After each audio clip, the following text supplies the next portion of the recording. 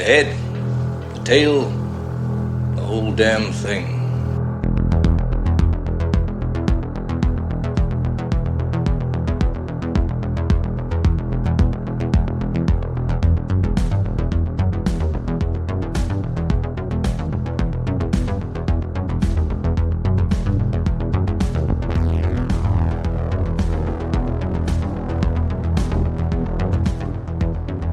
Welcome once again to The Head, The Tail, The Whole Damn Thing, with your industry professionals Mike D. McCarthy and James Knight.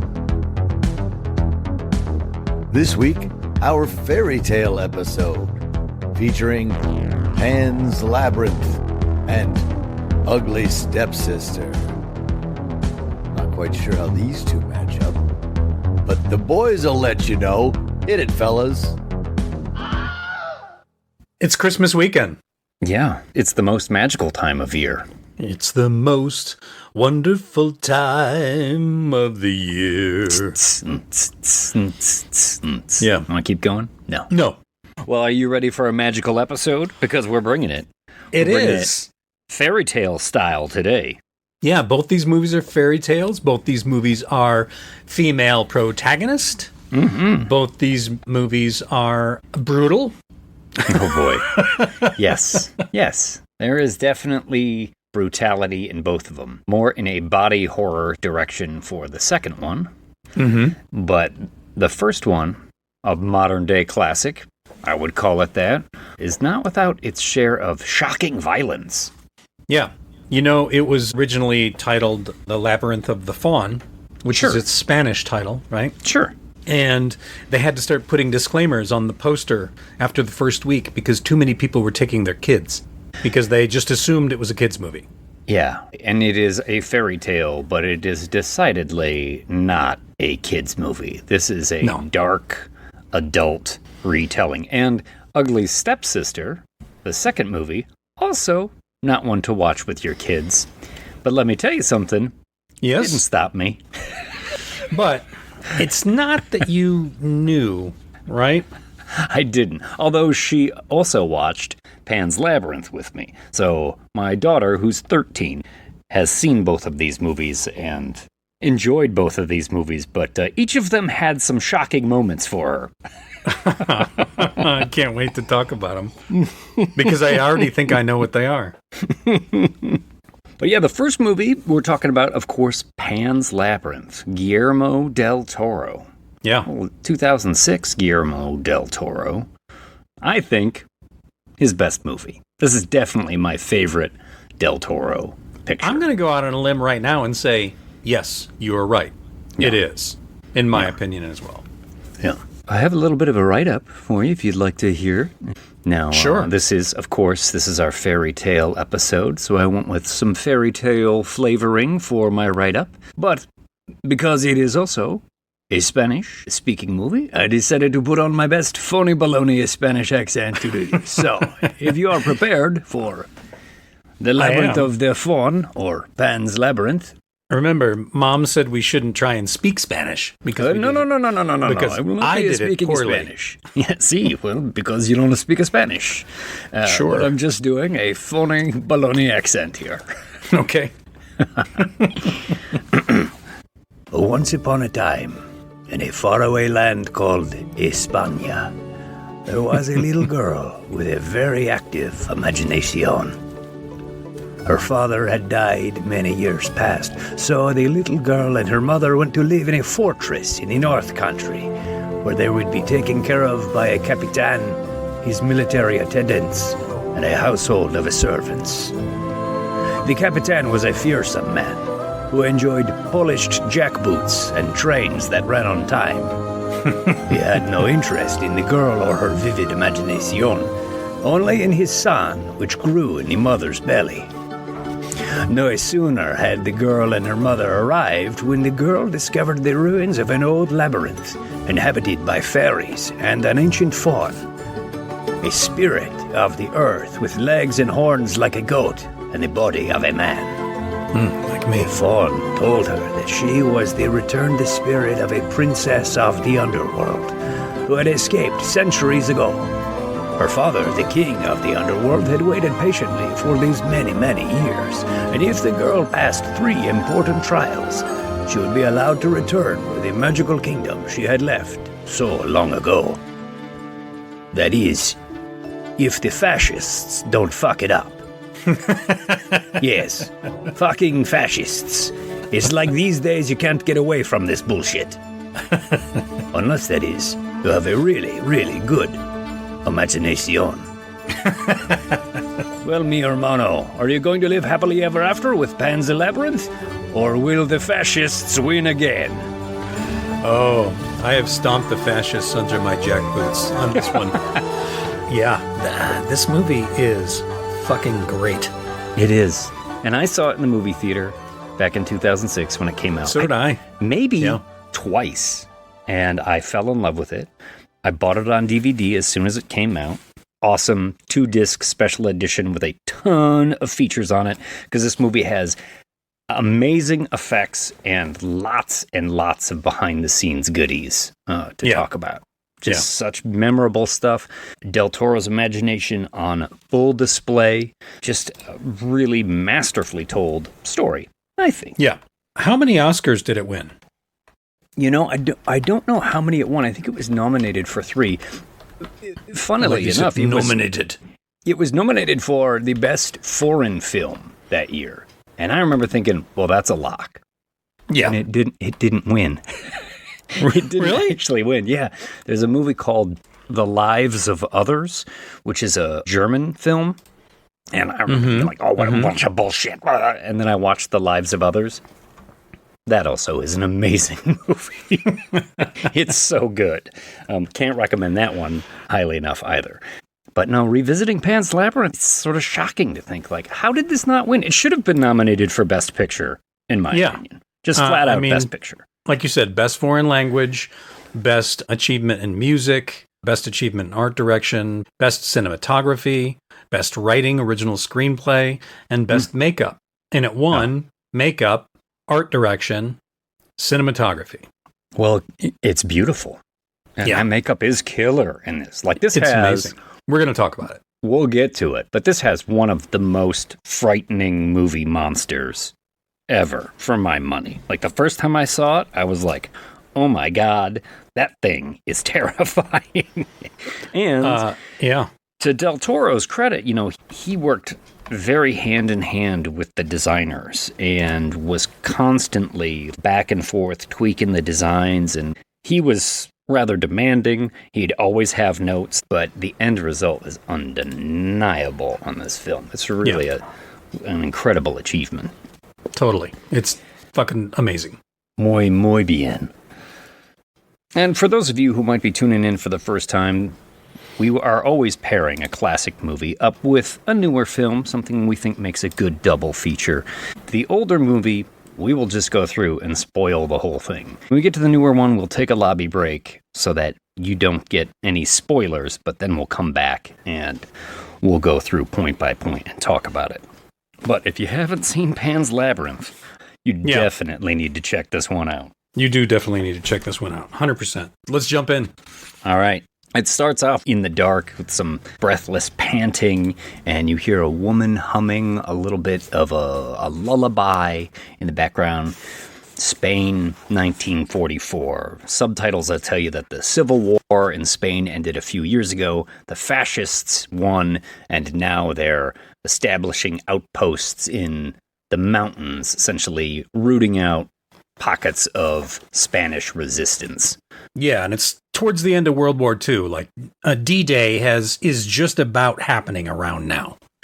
Well, when the camera actually reveals who's panting, you see a small girl on the ground, blood trickling out her nose, arm dangling over the edge of a pit, and the camera's tilting and zooming into her eye, and you can see that the blood is trickling backwards into her nose. Everything's going in reverse. And this is when you get that voiceover that I had kind of described in my write-up. Once upon a time, there was a princess that fled the underworld, and she lived amongst the mortals and had died. And ever since then, the king of the underworld had been waiting for her to return.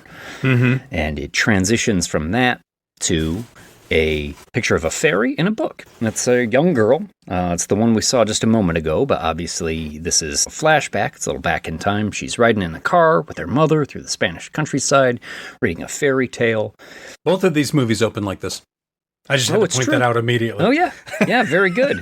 You're right. You're right. And our mom is obviously pregnant. She's got a big belly, and she asks the driver to please pull the car over because she's getting nauseous. So as she gets out to throw up, the little girl, whose name is Ophelia, she sort of walks around the car, and she finds an odd-looking little rock. It's like something carved in it, and finds an old statue in the overgrowth at the side of the road, and it's missing an eye. And she looks at the rock, and she slots the eye into the statue, and out of the statue's mouth, it has like a big black opening for a mouth. This big stick bug comes out. Yeah. Good digital stick bug. Yeah, good digital stick bug. They worked a lot on those stick bugs. Did you uncover anything about those in your I just know that Everett Burrell from Cafe FX had a bunch of stick bugs, or two of them, and they were named Cheech and Chong. They were named Cheech and Chong. See, when I watched the credits yesterday, I was looking and I saw it says like Cheech and Chong, rest in peace in the credits. And I was like, what the hell does that mean? Yeah. And then I found out the stick bugs that they used for reference, they had named Cheech and Chong. Died, but had hundreds of babies. Hundreds of babies. Yeah. I didn't know Cheech and Chong went that way, but yeah, there you go. Put a little Cheech in the Chong, and who knows what's going to happen. Yeah, man. Ooh, whoa. Have you ever smoked a stick bug? A Thai stick bug, maybe. Ew, man. Ew. But in the little girl's mind, this thing is a fairy. She says when she goes back to the car, "Mom, I saw a fairy." Her mom's like, "Oh, you got to get these daydreams out of your head." And they continue you gotta on stop their hanging way. with Cheech and Chong, kid. Oh, man. Come here, check out this bug, man. I call this fairy dust. Well, they get to the, it's an old mill, actually, that has been transformed into this headquarters for the military. Franco's forces are there, and the captain is waiting for the mother and Ophelia to drive up. The captain has a relationship with the mother, and she is pregnant with his baby, essentially. And he feels like his son should be born where his father is, so he's made her drive up from the town they were at, and now they're going to stay here at the mill. Right away, you get brutal vibes from this dude. Yeah. Kind of punishes or scolds Ophelia a little bit for shaking with the wrong hand. Grabs it, spits the other hand. Okay. He's a fascist. Yeah. Fascist stepdad. What a combination. Welcome to another episode of Fascist Stepdad. America's least favorite program. Guess who put the dishes back wrong? Guess who's going to get something to cry about? Oh, but right away, Ophelia sees that little stick bug again. She goes running off after it and discovers the ruins of an old labyrinth behind the mill here. How awesome would that be?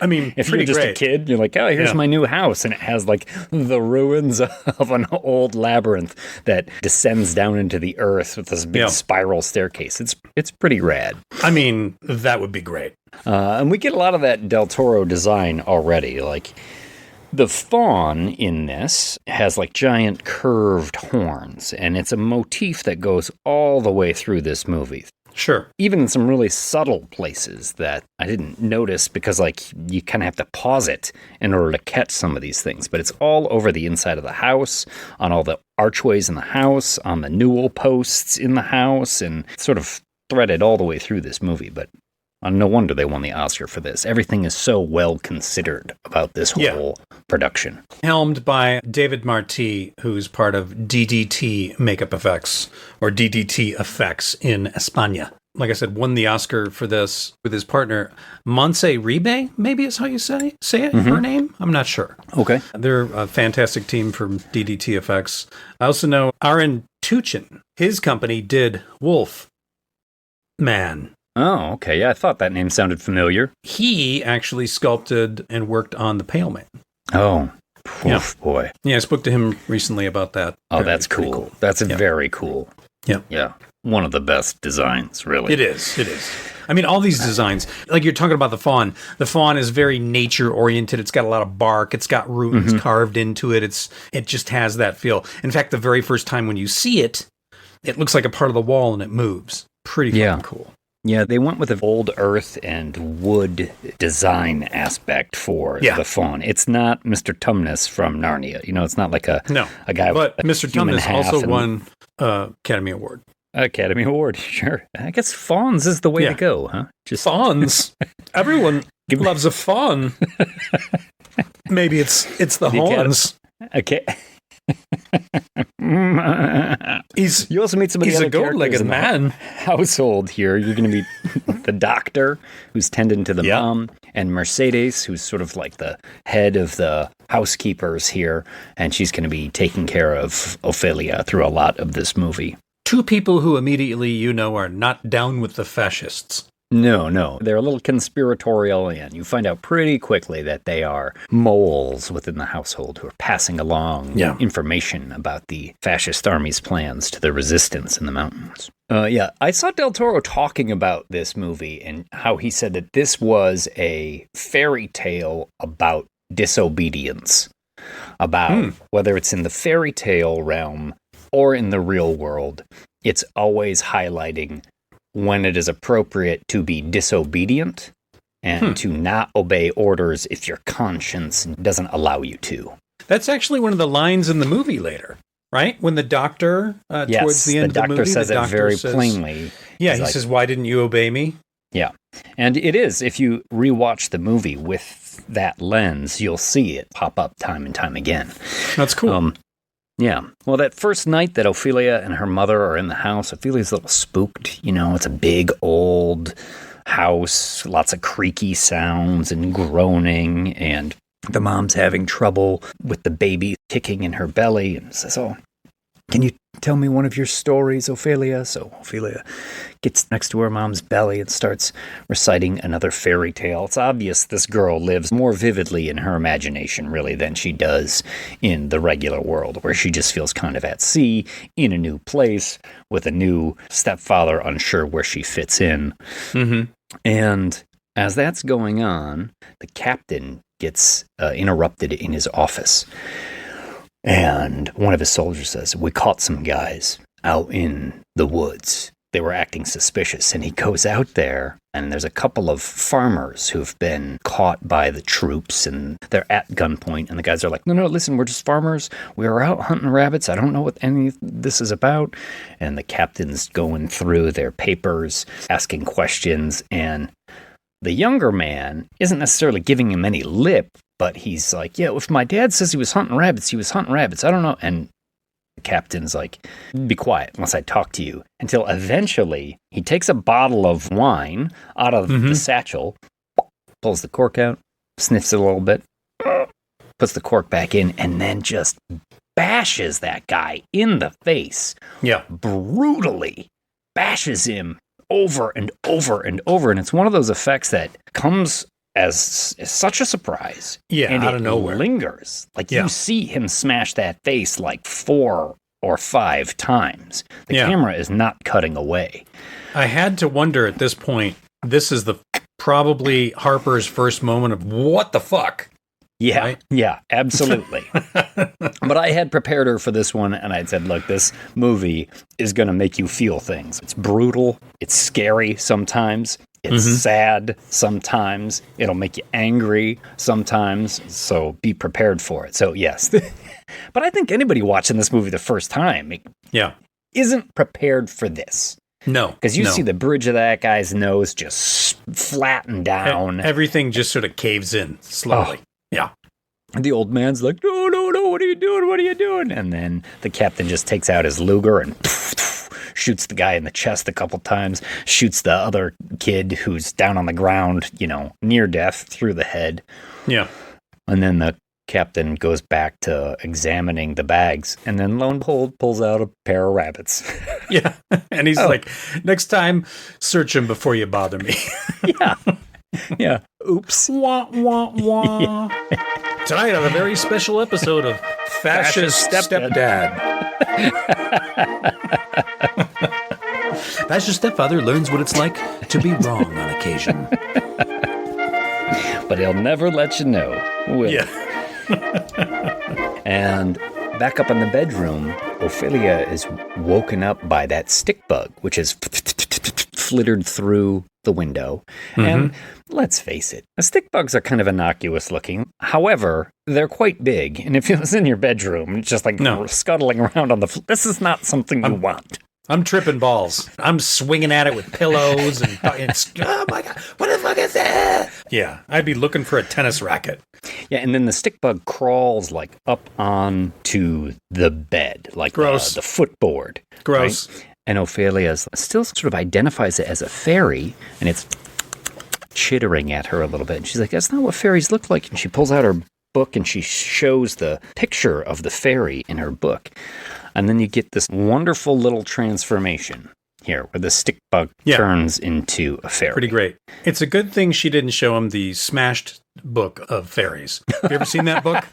We have that book. Yeah. That book's awesome. Pretty great. Yeah. And the fairy will begin to flitter around, and it guides her outside, back into the labyrinth, down a set of spiral stairs. And this is where we meet Il Fauno the first time. The fawn. Is that his name? El Fauno. So. Il Fauno. Donde está la El Fauno? Played by the always incredible Doug Jones. Yeah. Fucking Doug Jones, man. That dude has been a monster in so many movies. A lot of Del Toro movies, A lot actually. of Del Toro things, yeah. And doesn't speak Spanish. And in this movie, did all of his lines in Spanish, but doesn't know Spanish, so he just learned it like a song. And he would just kind of sing-song his Spanish dialogue. And also, the head he was wearing, it's got RC motors in it. You know, it's a big, heavy head. And it's got his lower chin is the makeup, and the top part is a mechanical head with the fawn eyes and the moving ears. So there's at least 4 servos inside that head, humming and going shh, shh, shh, shh. So he couldn't hear other people's dialogue either. So when the little girl was speaking, he just had to have it all timed out so he knew when his time was coming up. So he would listen to her in his head, knowing that she will be done now, and now's when I speak. Yeah. Pretty nuts. I mean, such a different level of performance. Yeah. But you gotta nail it to make it believable, and he does. Funnily enough, too, I also saw a little interview of him where they were going through all the various pieces of this fawn makeup, chest piece and the shoulders and the head with the servos and everything. And he said that that was the most comfortable makeup he's ever been in, which is kind of outrageous when you think about all the complicated pieces that make it up. Yeah. But he's done a lot of different ones where he's like, you never know what's going to poke you or rub against you or, you know, is going to hurt if you move a certain way and jab into you. And he was like, this one, by far, the most comfortable thing. And it took him quite a while to get into that every day. Well, they wanted it to have such a good, believable mobility to it that it's in a lot of different pieces. It's like the shoulder rib area is a separate part. The stomach is a separate part. The legs are separate parts. Yep. A lot of times when you make a suit, it's an ankle to wrist to neck foam suit, right? Yeah. Which is restricting and heavy and sweaty. And it's a pain. But with this being in so many pieces, and he's walking on platforms too. He's walking on little stilts, like 16-inch stilts. And then his legs are green screen color. Yeah, to get that double jointed, like double kneed sort of. Yeah, they got the stilts attached to the double knee thing going goat off legs. to create the goat legs. Really, really well done so that he can easily walk around in it too. So, yeah. Deserved the Academy Award. And that's only one of many awesome makeup jobs throughout this movie. Yeah. But the fawn tells her, you are the princess who disappeared from the underworld so long ago, and if you wish to go back, we have to make sure that your essence is pure, hasn't been tainted by the mortal realm. So you have to perform 3 tasks for us. And if I'm being honest, I think my essence is tainted from this mortal realm. Oh my God. Yeah. Is there some sort of cleanser I can get for that? I try and cleanse it all the time. But yeah, it's not working. coffee enema. I'll try anything these days. Yes. If you wish to go into the fairy kingdom, you first must clean out your backside. Wait, what kingdom are we talking about? Where are we going? You need a double shot of espresso into your bottom. Huh? And he hands her a book. This is the Book of the Crossroads. I mean, he doesn't sound like Antonio Banderas. He sounds like a Spanish-speaking phone. Gives her the Book of the Crossroads. He says, look at this when you're all by yourself, and it will tell you what to do. And with the book, I think he gives her like a little sack of nuts. He gives her like a nut sack. Yeah. I've got one of those as well. You must juggle your nutsack after your coffee enema. Pinch and roll, goddammit. Pinch and roll. Oh. And so Ophelia finds a moment, like before her bath, when she opens the book. And even though the pages are blank, ink appears. And there's this drawing of a tree in some old script. And it's telling her that there is an old fig tree in the forest which has grown rotten because an awful toad has burrowed in its roots and it has made it sick and decaying, and she needs to restore the tree by tricking the toad into consuming these 3 magical stones which are in the bag. So it's not long before Ophelia goes out in search of the fig tree. Mr. Toad's Wild Ride. She goes through the wind and the willows to get there. The tree also has that spiral motif. Its sort of branches are curved off, like the fawn's horns. It's just like, you see that all the way throughout the movie. It's also on the mom's headboard.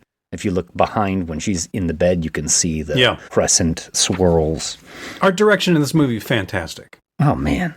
And when they were putting it together, too, Del Toro wanted it all in 1/8:5.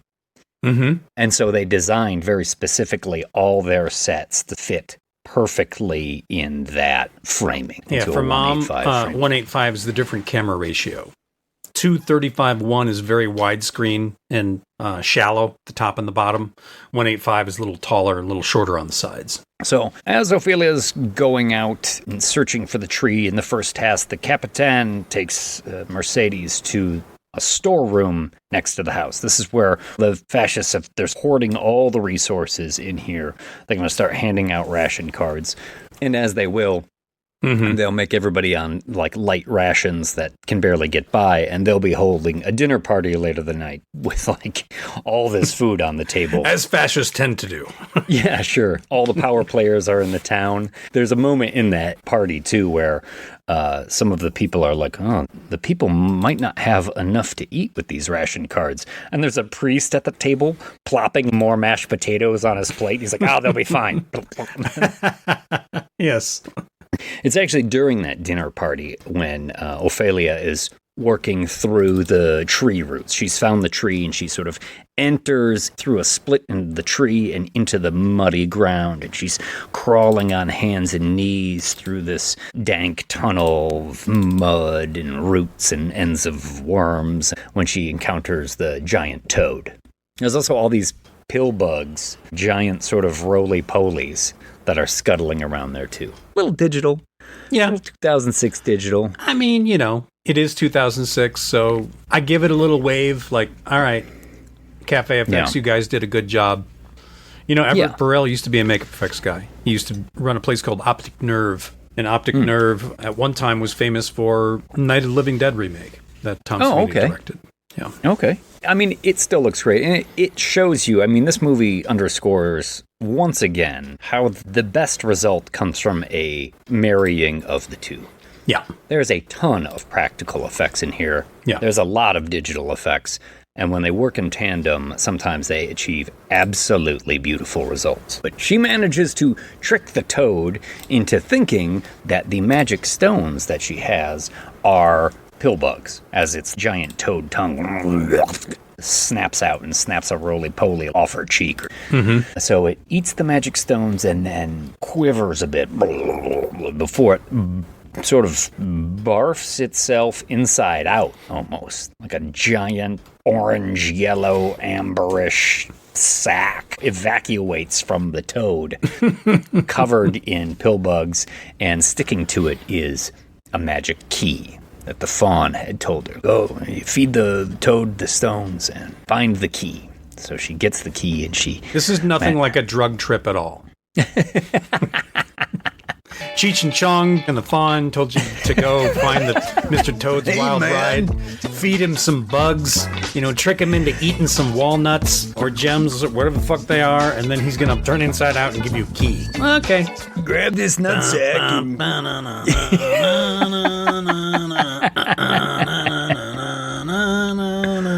Right, man. This whole scene also was sort of a change on the fly, like an emergency change. Like they had a whole different set that they had built for this. It was supposed to take place in this big room with this weird chunk of amber hanging from the ceiling, and the toad was supposed to hop around and stuff. But then when they eventually got it all made, they realized that that wasn't going to work. The toad wasn't really big enough. It would have looked too small in that big chamber, that big set that they had made. So they ended up confining it into this tunnel where the proportions would be essentially a lot scarier to the small girl who was in there. Claustrophobic, yeah. And make that moment sing a little bit more. Yeah, one of those things where something's got to be changed on the fly because, maybe people didn't have enough contact with each other and you show up to set and, it's like, what is it? That famous Tom Berman story from, is it your Hunter from the Future or is it another one of those I'm not movies? sure. But it's one of those movies where the bat people are supposed to come down from the roof, and instead it's a bunch of really overweight creatures. But when they got him to set, he's like, I said bat people, not fat people. So this is weird little hefty creatures coming down from the ceiling. They're supposed to be bat people. So that's another dumb... This has been a Hollywood miscommunication minute. Exactly. Ophelia's gotten filthy muddy. By the time she gets home, Mercedes finds her, and the mom is all like, oh, what have you done? What have you done to your new dress and your shoes? I'm so disappointed in you. And she's got to take a bath. And the little girl who's playing Ophelia, I think her name is Ivana Baquero, maybe? It's just one of those moments tying into the idea of being disobedient. Because the mom's like, your father's so disappointed in you. And you see Ophelia lean back in the bathtub and a little smile comes across her face. Because she understands. Fascists fucking suck. Hashtag resist. Fascist stepdad, not a big fan of what she did. Well, when she does get cleaned up, she goes back down into the labyrinth. She's like, hey, I got the key. And the fawn's like, good job, good job. You have found the key. Hey, what's going on, sister? Hey, how are you doing? Did he turn inside out? That was pretty weird, eh? You didn't lick him, did you? Because that would have been problem. So she heads in there with the key, and this is also a moment where she notices there's this stone statue in the middle of the labyrinth well here. It's got the fawn, and then a girl, and then a baby. And the fawn's like, oh, that's me, and the girl is you. And Ophelia's like, and the baby? And the fawn's like, oh, so you retrieved the key. Good job. Yeah. You'll need it soon. And this piece of chalk. Wait, we were talking about the baby, weren't we? Nope, take this chalk. It's too late. You still have 2 tasks to do before the moon is full. I mean, he's always a little unsettling looking, but I feel like this is the first moment in the movie, at least for me. He seems legit sinister. Like, what is this guy's motivations? Yeah. Yeah. And the next time Ophelia's by herself in the bathroom, she opens that book, and this time all these red ink blots start pouring over the pages. It's very sort of... very cool. Ovaries and fallopian tubes and everything. And she hears her mom scream from the next room and goes in there, and her mom's gown, her shift is covered in blood. Something is happening with the baby. The doctor will have to rush in and help her out. But mom's pretty much in bed for the rest of this movie. The doctor says, look, your mom needs a rest, and you're going to need to go into a new room. You can't sleep here anymore. So Ophelia goes into another room in the old house. I mean, this house would be a nightmare for a young kid to live in. It's all old and gray and cold. One of the things, too, that I know Del Toro and the art direction team did specifically was like they wanted nothing on the walls.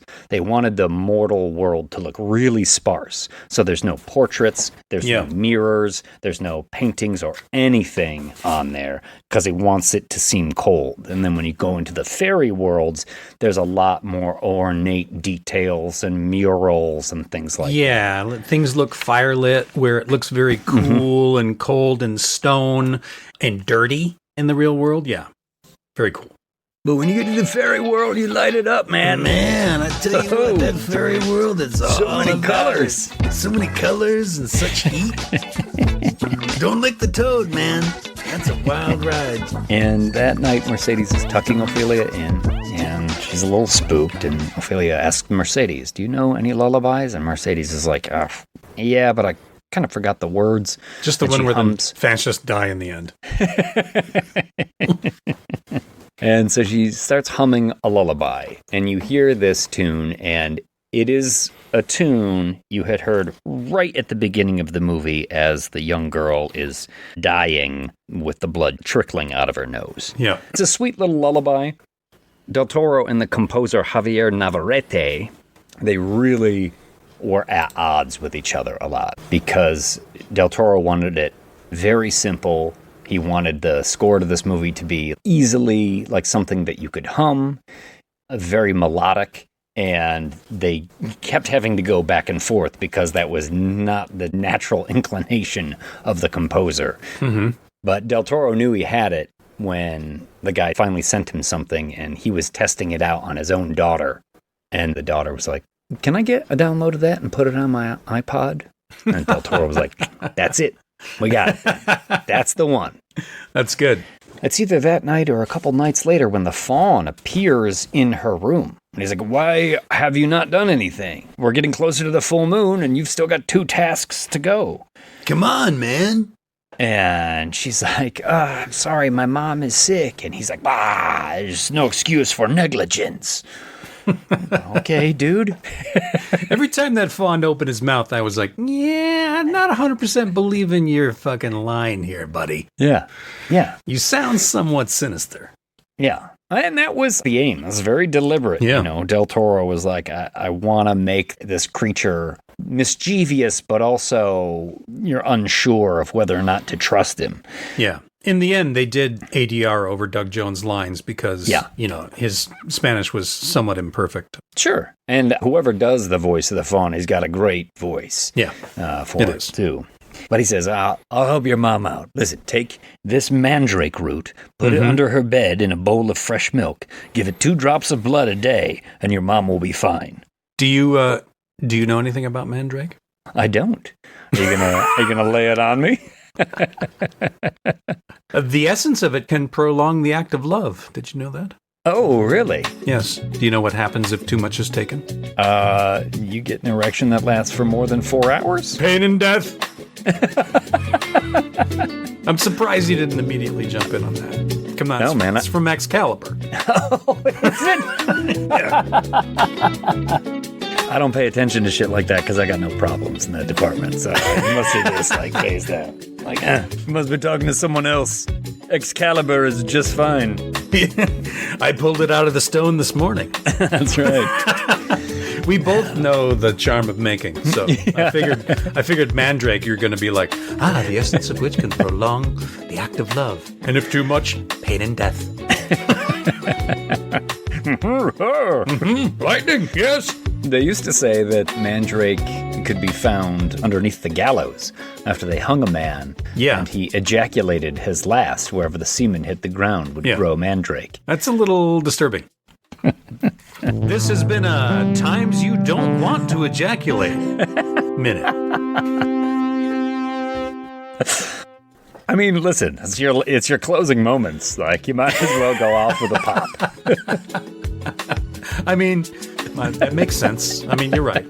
If you're going to go, What time is it right now? Well, according to the sundial on that body, it's high noon. That's not a sundial, Frank. Oh, more mandrake? Please, I've had enough.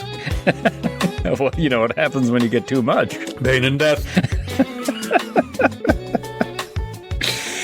So after he gives her the mandrake, he says, now for this next part, take my pets, because this next place you're going is really dangerous. The thing that slumbers there, it is not human, and you're going to see a sumptuous feast, but don't eat anything. He's pretty clear about this. Nada. Yes. Yeah. He's very clear The about instructions are crystal clear, but it's not like there's a lot of instructions either. it's just like any other fairy tale, right? Like whatever you do, don't look in the cupboard. Yeah. Like, whatever you do, don't go out in the forest. Yeah. Whatever you do, don't take the ribbon. Like, there's always something, and then essentially that is the conflict, right? We'll get a little bit of the other story here with the rebels in the mountains, and you can see that the doctor from the household is actually helping them. One of them has a leg that's become infected, and the doctor opens up his case and just takes out the hacksaw. You're like, oh my goodness. Yeah. Considering how much they showed of the bottle smashing that dude's face in, Yeah, they don't show really any of it. Yeah. thought you were going to get the hacksaw hacking off this leg. But oddly, that would have just seemed gratuitous, I Yeah. think, at this moment. Kind of a bullshit doctor, though. Doesn't really give him anything for the pain. Maybe they don't have anything, but doesn't give him anything to bite on either. You know? He gets held down. It's true. They Yeah. don't put a stick in your mouth or anything like that. Here, bite on this mandrake root. Not too hard, though. I don't want to have to wash my lab coat. So, Ophelia, back in her room, she reads the book and gives her the instructions. Use the chalk to draw a door anywhere on the wall. Then tip the hourglass, head inside. Don't eat anything and let the fairies guide you. Just be back before the last grain of sand falls. Okay. Clear. Cool. Mhm. I mean, I am into this movie right now. Yeah. I am liking everything about this little girl's quest. Mhm. All right, we've got some clear instructions. Hope you don't fuck this up. She draws the door on the wall with the chalk, and the stone separates and reveals a little secret door. She crawls inside into a long hallway. Now we go from the cold, blue, steel gray world of the fascists, and we're back in the fantasy land. Everything looks like you said. It's reds, it's golden light, looks a little bit firelit. And she goes down this long hallway and into a large chamber with a banquet laid out on a table. Meats and cheeses and fruits and nuts. And for a hungry little girl in 1944 España, she starts licking her lips right away, but she lets the fairies out, and they start flitting around the room. And at the end of the table is the Pale Man. Is this figure all pasty white with no eyes, couple of large nostrils in the center of its face, and a sort of jowly mouth full of ugly teeth, but it is motionless. And she approaches it cautiously, and on a plate right in front of it, sort of between its two large clawed hands, are a pair of eyeballs, which she bravely picks up. Yeah, she approaches it cautiously, yet reaches in front of it, grabs a plate of eyeballs to look at them closely. I'm like, come on. Yeah. Yeah. The director definitely wanted you to know that these were eyeballs on this plate. Yeah, The totally. fairies are like, leave it alone. Look over here on this wall. There's 3 locks, and they're pointing at the locks like, you got to put the key in this one. She pulls the key out and doesn't take the fairy's advice, but goes for a different one. Follows her instincts, puts the key in, opens a little sort of cubby hole that she reaches her arm in further past the elbow, all the way up to the shoulder. She's reaching around in there, and then she pulls out this like glimmering silver dagger. Yeah, pretty fucking cool.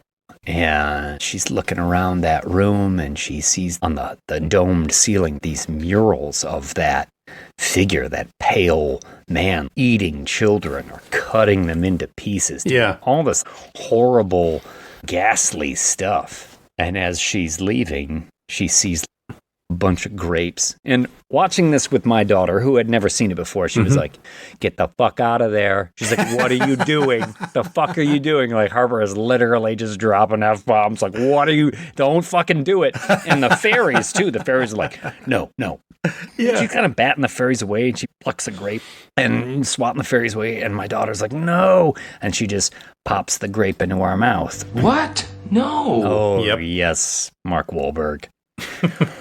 And as she grabs another one to pop in the mouth, and this is when you see that pale man start to move.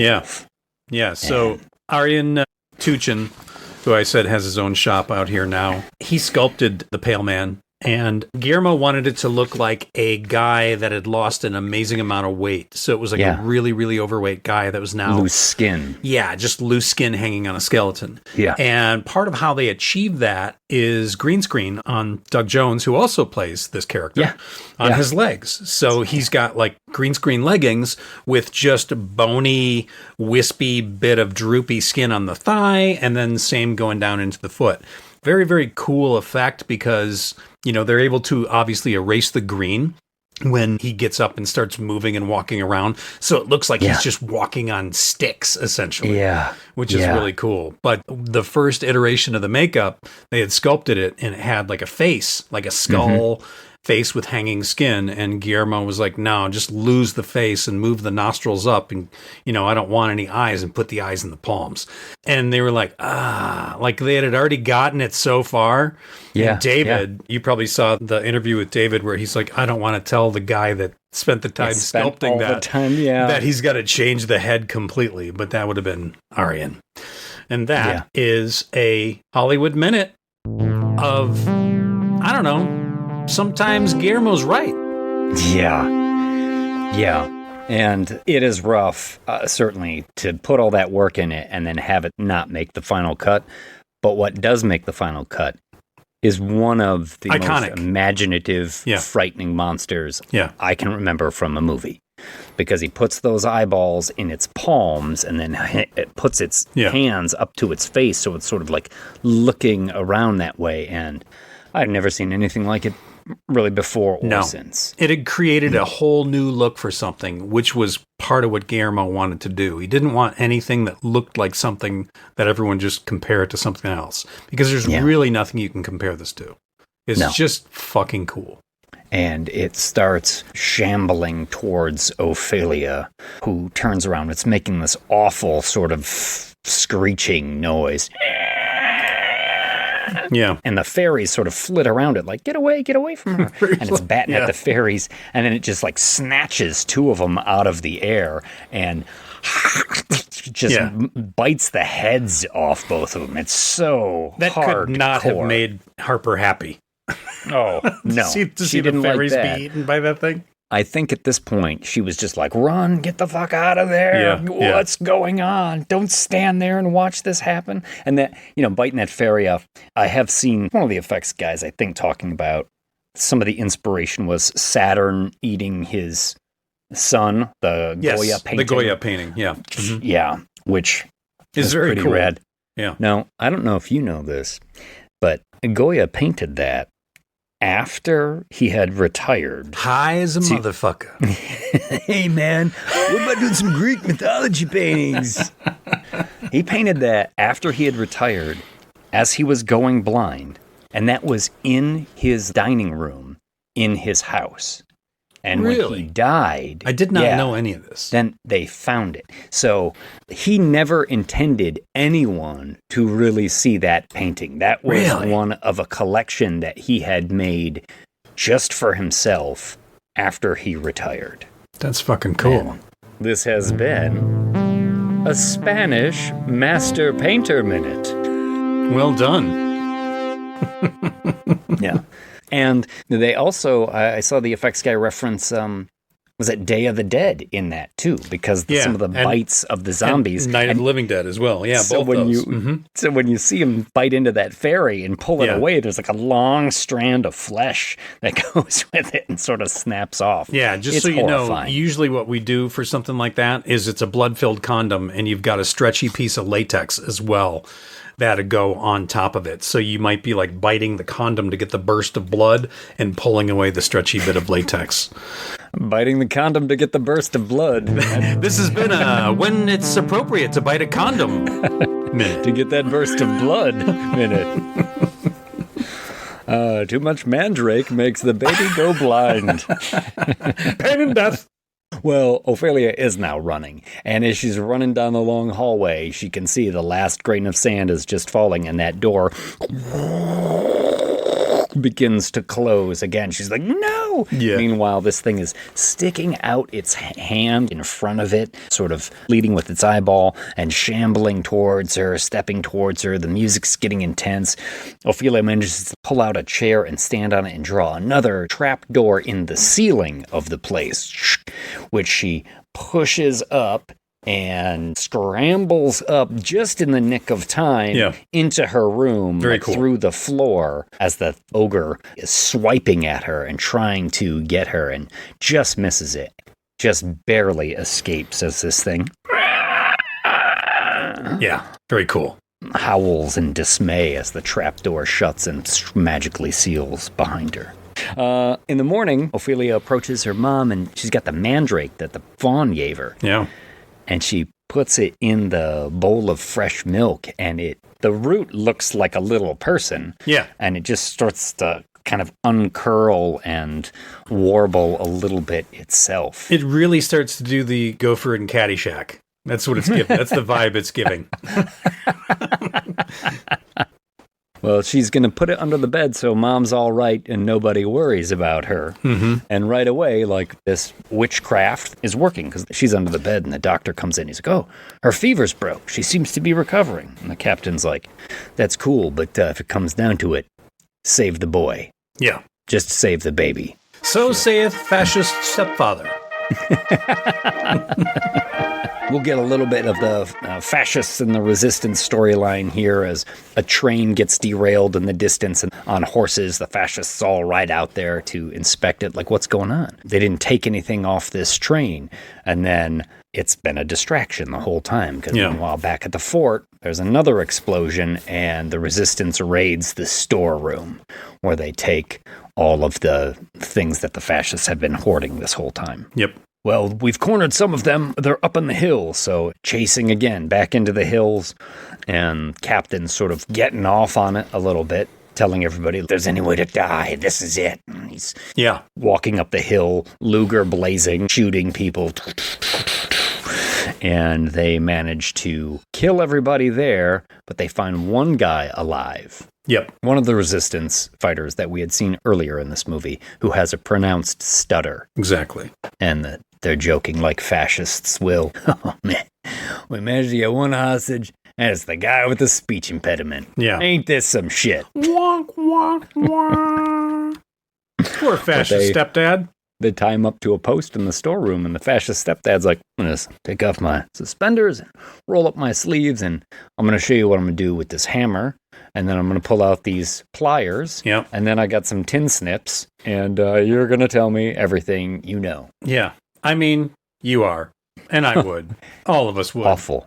Yeah. Awful. It's fucked up. Awful. And it's particularly cruel.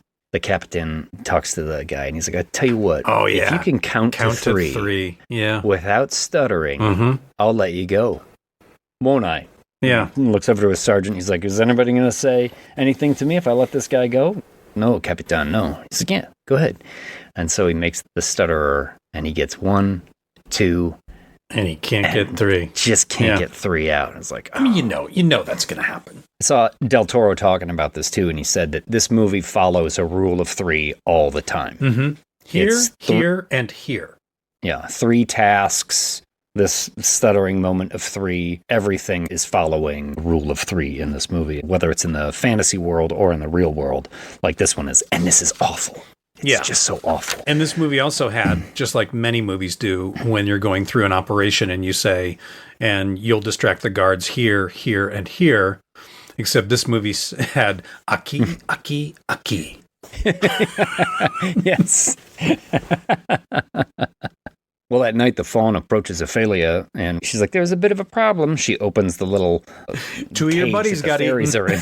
Yeah. Little fairy flits to the fawn's ear and whispers in it. And he's like, you failed. Now you can never return to the fairyland. The fairy was like, she ate a fucking grape. Can you fucking believe it? She fucking ate a grape. Yes. That little girl, we all clearly heard. And she ate 2 fucking grapes. Well, angry fairy. That fairy watched his brother and sister get their heads bitten off by the most horrifying monster since the xenomorph. So I'm going to cut it some slack. That fairy's got I'll allow the snitch. It's got a reason to be pissed. Legit. Yeah, exactly. You're not going to say anything, are you, Mr. Fairy? Bitch, please. You just wait till I get out this cage. When the doctor finally gets to that prisoner that the captain was working on, that is a mangled hand, huh? Yeah. Oh, boy. Ooh. Yeah. Messed up digits. Also something that these movies have in common. That's true. And the stutter is like, I had to tell him. I'm sorry. He knows who the informant is. Please kill me. And, the captain doesn't suspect the doctor at this point, so he's sort of left him alone with the prisoner, and the doctor will essentially send the prisoner off on a pleasant goodbye. I don't know if it's an overdose of morphine or what he gives just him. Injects him with something to put him to sleep. He will kill the guy because the dad is back up in the bedroom with the mom, and he discovers the mandrake root under the bed. What the hell is this? I told you to clean this room. You never look under the bed. Never follow through on anything. That's your stepfather. And she's like, please, I'm doing it so that my mom can get better. And the mom is like, what the hell's going on? He's like, it's all these fairy tales you let her read. She's got her head in the clouds. Typical fascist town. Yeah. He leaves in a huff because the mom's like, please, just let me deal with her. And then mom turns on her. She's like, pretty soon you'll see that life isn't like your fairy tales and magic doesn't exist. And she takes the mandrake and she throws it in the fireplace. And it's... That was a bad idea. Around. Ophelia's like, no. And then mom instantly is like, oh, my belly. What's happening? And falls down. Ayúdame. And we're going back and forth between the storeroom with the prisoner and mom here. And the captain gets back there and he sees that the doctor has killed the prisoner. And he's like, why'd you do that? Why'd you do that, doc? And this is when we get that line where the doctor's like, maybe in your world, you can just obey every order and do what you're told no matter what the cost. But I can't live like that. And most of us can't live like that. We have a conscience. And starts to walk out of there. And, with his head held high. But then... Yeah. I love that he gets shot in the back, drops his briefcase, takes about 2 steps, takes off his glasses like he's about to polish them. Yeah. And then falls down dead. Yeah. It was kind of a baller move. Like, I'm going to clean my glasses. Hold on, I'm done. One last time. Yeah. Back upstairs, screaming, blood-stricken looking housemaids as mom gives birth to a baby boy and cut to mom's funeral. Yeah. Uh-oh. Not looking good for Ophelia. It's not looking good for anyone because the captain has kind of gotten wise that there's some resistance informants in the house. And Mercedes is starting to feel the heat. She's decided, like, I got to get out of here while I still can. She goes up to say goodbye to Ophelia, like, hey, listen, we'll come back for you when we can. And Ophelia's like, no, don't leave me here with fascist stepdad. Please don't do that. So she grabs Ophelia. They run out in the middle of the night. It's raining. They're going up the hill, but lo and behold, they are caught by a Capitan and his fascist cronies. Mm-hmm. And then it's Mercedes' turn at the interrogation post. They bring Ophelia back into the house, and the soldiers are with the captain. Do you need us to stay with you? And he's like, she's just a woman. Please, don't fucking kid yourself. I got this. Duh. I'm fine. Rolls up his sleeves again. He's going to do the same thing. Like, I got a hammer. I got some pliers. I'm gonna get you high today. Cause it's Friday, you ain't got no job, and you ain't got shit to do. He's right. He's right, because she has just been fired. Well, Mercedes, a couple of times we have seen her in the movie. She has a knife that she rolls up in her apron. She has a very specific little way that she rolls a knife up in her apron so that she always has it. Well, as the captain's all like, I got pliers and I got a hammer, and Mercedes manages to cut the ropes from around her wrists and then, boom, stabs him right in the back. Yeah. Oh, he turns around. Boom, stabs him right sort of in the shoulder, in the chest. Ah. He falls down on his knees, and she puts the fucking knife right in his mouth. She's like, I'm not some old man or wounded prisoner. Don't you touch that girl. You won't be the first pig I've gutted. And then she just like slashes right through his mouth, right through his cheek. Fucking great. Great. She didn't finish the job, though. Ugh. I know. So fucking frustrating. Yeah. She runs out of there, and she's walking down the road, and the soldiers are like, oh, we let her go. Isn't that crazy? And the other soldiers are like, what the fuck is going on? Yeah. And El Capitan comes out. He's like, get her. Get her. So she just starts booking it out into the woods. Shortly thereafter, the fascists are on horseback, chasing her in there, chase her into this meadow. She's standing there. They all circle around on their horses, and they're like, bitch, you got it coming now. They get some fascist swagger, like, boy, you really messed with the wrong people. And then, shot rings out. One fascist down. Bam. Yep. One by Another one. shot rings out. And here's the resistance, saving her just in the nick of time. Fucking awesome. Yeah. Back in the room, Ophelia is approached by the faun. He says, all right, I'll give you one final chance, man. Just do everything I say. Fetch your brother and bring him into the labyrinth, okay? She's like, but? He's like, no questions. Just do it. Come on, Okay. girl. Well, Captain is sewing up his lip. Little face suturing. Also something that these movies have in common. Yeah. He's sewing up his lip. Guess that was an appliance on his face that he actually sewed it together, which... It was, with a little bit of blue screen painted in between on his actual cheek, and the actor just had to be careful while sewing it. I've done a lot of stitching gags in movies in the past. Usually what we do is we'll take like a thin piece of plastic, like vacuum plastic, and you'll put it underneath the makeup appliance so that you can actually get a real needle through it, and the needle's going to ride along the plastic as opposed to accidentally puncturing your cheek. But they didn't have that here. The guy was just being careful. Oh my God. I can't sew a button on without pricking my finger. I don't know how you do this with that giant suture needle and manage to make that work. Yeah, that'd be a scary time on set. Okay, just be careful. Just be careful. Be careful. I think Michelle, my wife, actually said it too when she was watching it. She was like, yeah, you should start from the other side, man, which is something I didn't think of, but he starts on the side that's like right next to his mouth. That's true. Like, you're right. You do want to start on the side. You don't want to get to the end away and from find that you've gone, oh no. It's all bunched up here, and now I got to cut them loose and try and go through the same holes. Well, fascist stepdad, he'd rather be polishing jackboots than sewing. That's women's work. Sissy job. But he's drinking booze as he does it.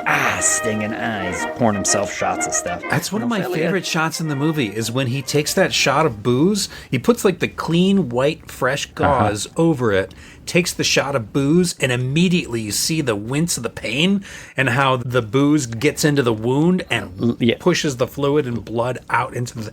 Oh, it's so fucking cool. Soaks into the gauze there. Yeah, it's so cool. I love that. That's cool. Well, Ophelia has snuck into the room because she's going to try and kidnap her little brother. And essentially she will through a couple of scenes here and a little cat and mouse where the captain thinks that maybe somebody is there. She manages to take some of the tranquilizer that the doctor had been giving to her mom and drops about 7 drops of it into the shot glass when the captain isn't looking. And the captain's been getting reports of, the resistance is in the hills and they've gotten stronger and we may be in trouble.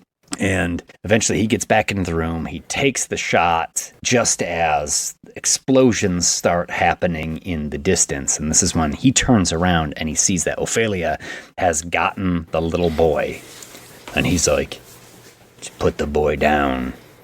And as the explosions are going off in the distance, she's like, nope. Just turns heel and runs out of the house. Yeah. He gives chase, but instantly he's like, whoa, feeling the effect of the sedative. And she goes running into the labyrinth. He chases after her.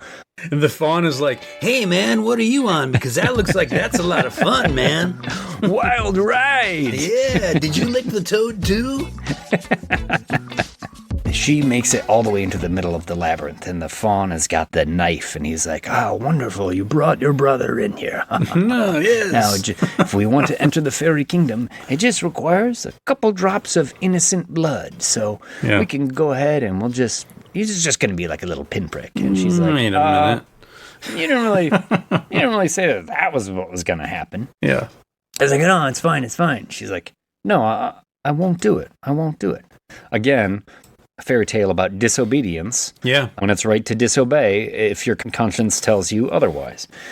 Fawn gets mad. Fine then, you'll never get into the fairy kingdom. And he fades away. Now, as this is happening, the captain has caught up to her in the labyrinth, and you clearly see that she is not talking to anyone. She is having a conversation with an imaginary character. So if somehow you made it this far in the movie and thought perhaps like, is this really happening? Is this a thing?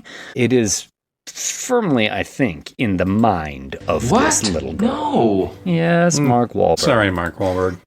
But the captain is there, and he turns her around, and he takes the sun from her, and just shoots her.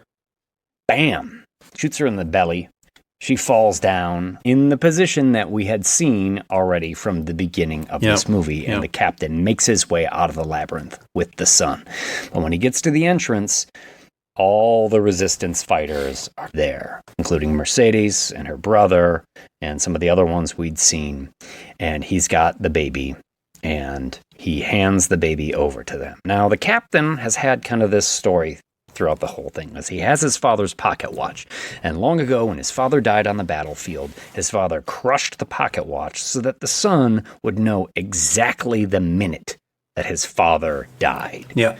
And so he's gotten this pocket watch, he's made it run again, and he's got it in his hand. And he says to Mercedes, I want you to tell my son the minute his father died. And she says, no, he's not even going to know your name. When they shoot the captain in the face. Yeah. And it's just like, fuck yes.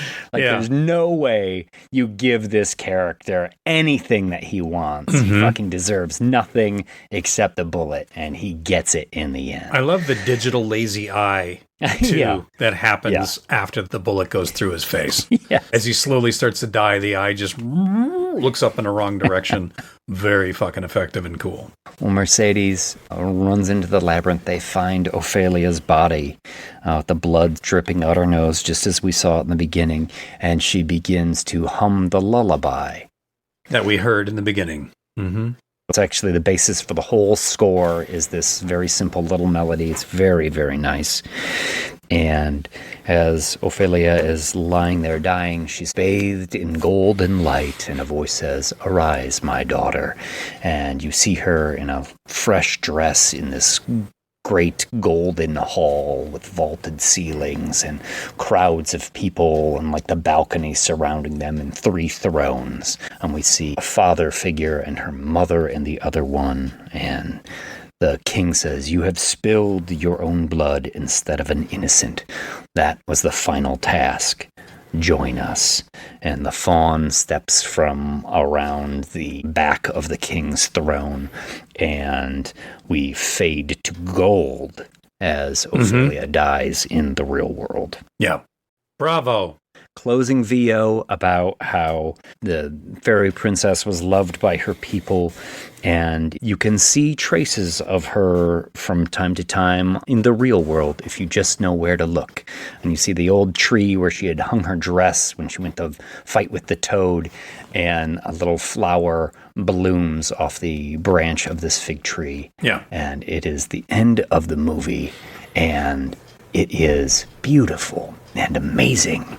And as much as I remember loving this movie, I forgot how sad I feel at the end of this. Yeah. Like, when I revisited it, and I own it, I've seen it, I think maybe I saw it twice in the theater. Oh, God, it still just ripped my heart out in the end to have this little girl die. Sure. Well, you're a father now. I am. I think I certainly am more sensitive to that sort of thing. Yeah. And I mean, you might be able to put like a nicer spin on it, you know, as this girl's imagination takes over in the end. She gets the ending she's always wanted. Sure. But you could put that just spin on it. heartbreaking. Yeah. Yeah. It is. If you tried. Yeah. But it's beautiful. It's heartbreaking. It's brutal. It's scary. It's whimsical. What are we going to rate it with? Fairies? Fairies? Yeah. We could well, I give the intro. So let me ask you, how many fairies are in your box for Pan's Labyrinth? I've been tossing back and forth because I really can't find anything wrong with this movie. No, I can't either. You know, but I don't know that it's a perfect 10. So I'm going to give it 9, but I don't know. At times, I think it's a perfect 10. Yeah. Let's call it a 9.5. One of those fairies got bitten in half. I'll tell you, I was vacillating also between 9.5 and 10. And I was like, God, at 10, I don't want to give those out lightly. So I was thinking 9.5. But then today, I watched all the DVD bonuses and I saw all the amount of work, the behind-the-scenes artistry in this. And considering I can't find anything wrong, I'm going to give this one a perfect score of 10. Nice. 10 fairies in the box. It is Del Toro's best movie, I think, hands down. 100%. He won the Academy Award for The Shape of Water, which I thought was a fine movie, but I don't think it's nearly as good as this one. I found a lot more faults with that one than I do with this one. You know, he did the English translation himself because he did not trust anyone to tell the story properly and didn't want anything to get lost in translation, so he did it himself. His English is amazing. Yeah. As I was watching the behind-the-scenes stuff, he was talking about the toad, and he's like, the toad is feasting on these pill bugs or roly-polies. Yeah. I was like, wow, you know that they're called roly-polies. Yeah. Like, I thought that was some shit we made up when we were kids. Yeah, so did I. Yeah. Yeah. This is an auteur director at his very best. Yeah. In a way that just astounded me when it came out. And still continues to. You know, they're going to re-release it this year. It's the 20th anniversary. God, yeah, it is, isn't it? Yeah. 2006. Wow. Yeah. I don't believe there's a release date yet, but they are going to release it theatrically. I don't think they're going to change anything. I think they're just going to re-release it in certain theaters, probably LA, New York, Chicago, the bigger places, you know, probably only for like a weekend or 2 weeks or a week or something. But yeah, that's pretty cool. Well, you know what? Let's lick a toad and get to the theater when it happens. Oh, hell yeah. Sounds good, man. Yeah, man. Tell you what, man, you want to see fairies? You stick by me, brother. Well, there's no fairies, but there are princesses, maybe, in this next one. Should we jump into the lobby and we'll come out and we will talk some Ugly Stepsister? Let's do it. All right, man.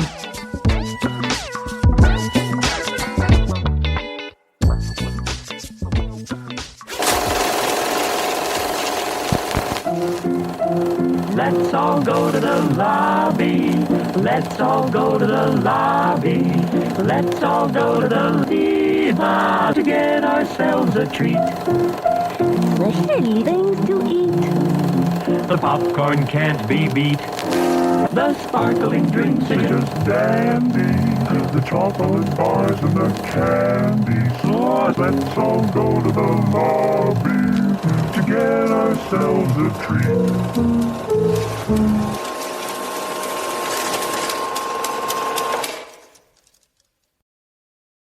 Whoa, man. We're back from the lobby, man. Hey, man, that's far out. Oh, We are back with more fairy tale theater. That's right. Remember fairy tale theater? I do. With Shelley Duvall? Shelley Duvall presenting fairy tale theater.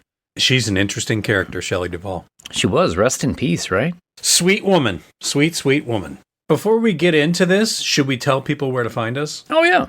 First of all, if you got this far and you're a new listener, or if you're an old listener and you just haven't bothered, clicking on Instagram, first of all, fuck off.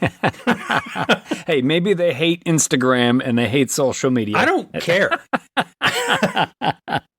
Make a stupid account and just click on it. It helps us. Do you like us? You can find us at The Whole Damn Thing 13 at Instagram. We're The Whole Damn Thing at Patreon. You can join our Patreon for an ad-free version of the show at a variety of different levels. And we've got lots of goodies from fake commercials and music videos we've done. Bonus content from episodes, but that's only on Patreon. Yeah. You can send us an email at thewholedamnthing13@gmail.com. But also, if you enjoy the show, please write a review on Spotify or iTunes. Seriously, write a review. Yeah. You have no idea how much it helps. Huge bump for us. It all helps. Click, like, subscribe. You know what to do. You know what to do. So not only are these both fairy tales, but also internationale. Both of these are foreign films. I will not be speaking Swedish, Mom. Yeah. So don't worry. This one is a collaboration between Sweden, Norway, Denmark, and Poland. Yeah. A bunch of different people, companies, and countries came together to make this film. Shot in Poland at a 30% rebate. At a 30% rebate? You don't say. Yeah. I saw that in the credits, actually. The old Polish rebate. Boy, it's been a while since I've had one of those. Oh, yeah. Been a real long time. We're married. Takes a while before you get the Polish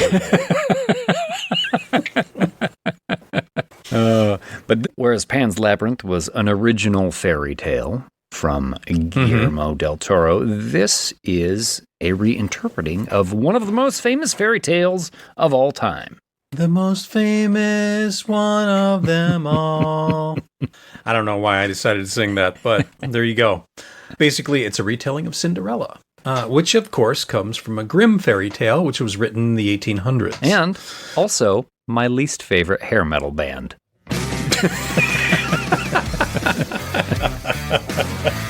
No, you're right. It would be that or Poison. But yeah, Cinderella. Yeah, Cinderella. Least favorite hair. Yeah. Could there be a less metal name than Cinderella? I mean, Poison, at least you're like, ooh, nobody wants Poison. That's tough. Yeah, careful. Poison is dangerous. Cinderella, like a white lion, might be terrifying. That could eat you. Yeah. Cinderella. Sure. Great white. Yeah. Also terrifying. Yeah, sure. Kenny. You want a rat? Ugh, disgusting. Still metal. Yeah. Oh. Cinderella. Yeah. Twisted Sister. Oh, geez. No, thank you. Yeah. Brittany Fox. Okay, now we're getting similar. Okay. What is that about? Yeah. We're treading into some territory there, sure. But Cinderella. There comes a wasp. Ooh, jeez. That'll sting you. You don't want that. Yeah. Cinderella. Yeah. In no way is that metal. Guns N' Roses. Sure. Thorns and bullets. I mean, yeah. Watch out. Yeah. LA guns. Geographically specific firearms. Even more terrifying. I don't want any of those LA guns.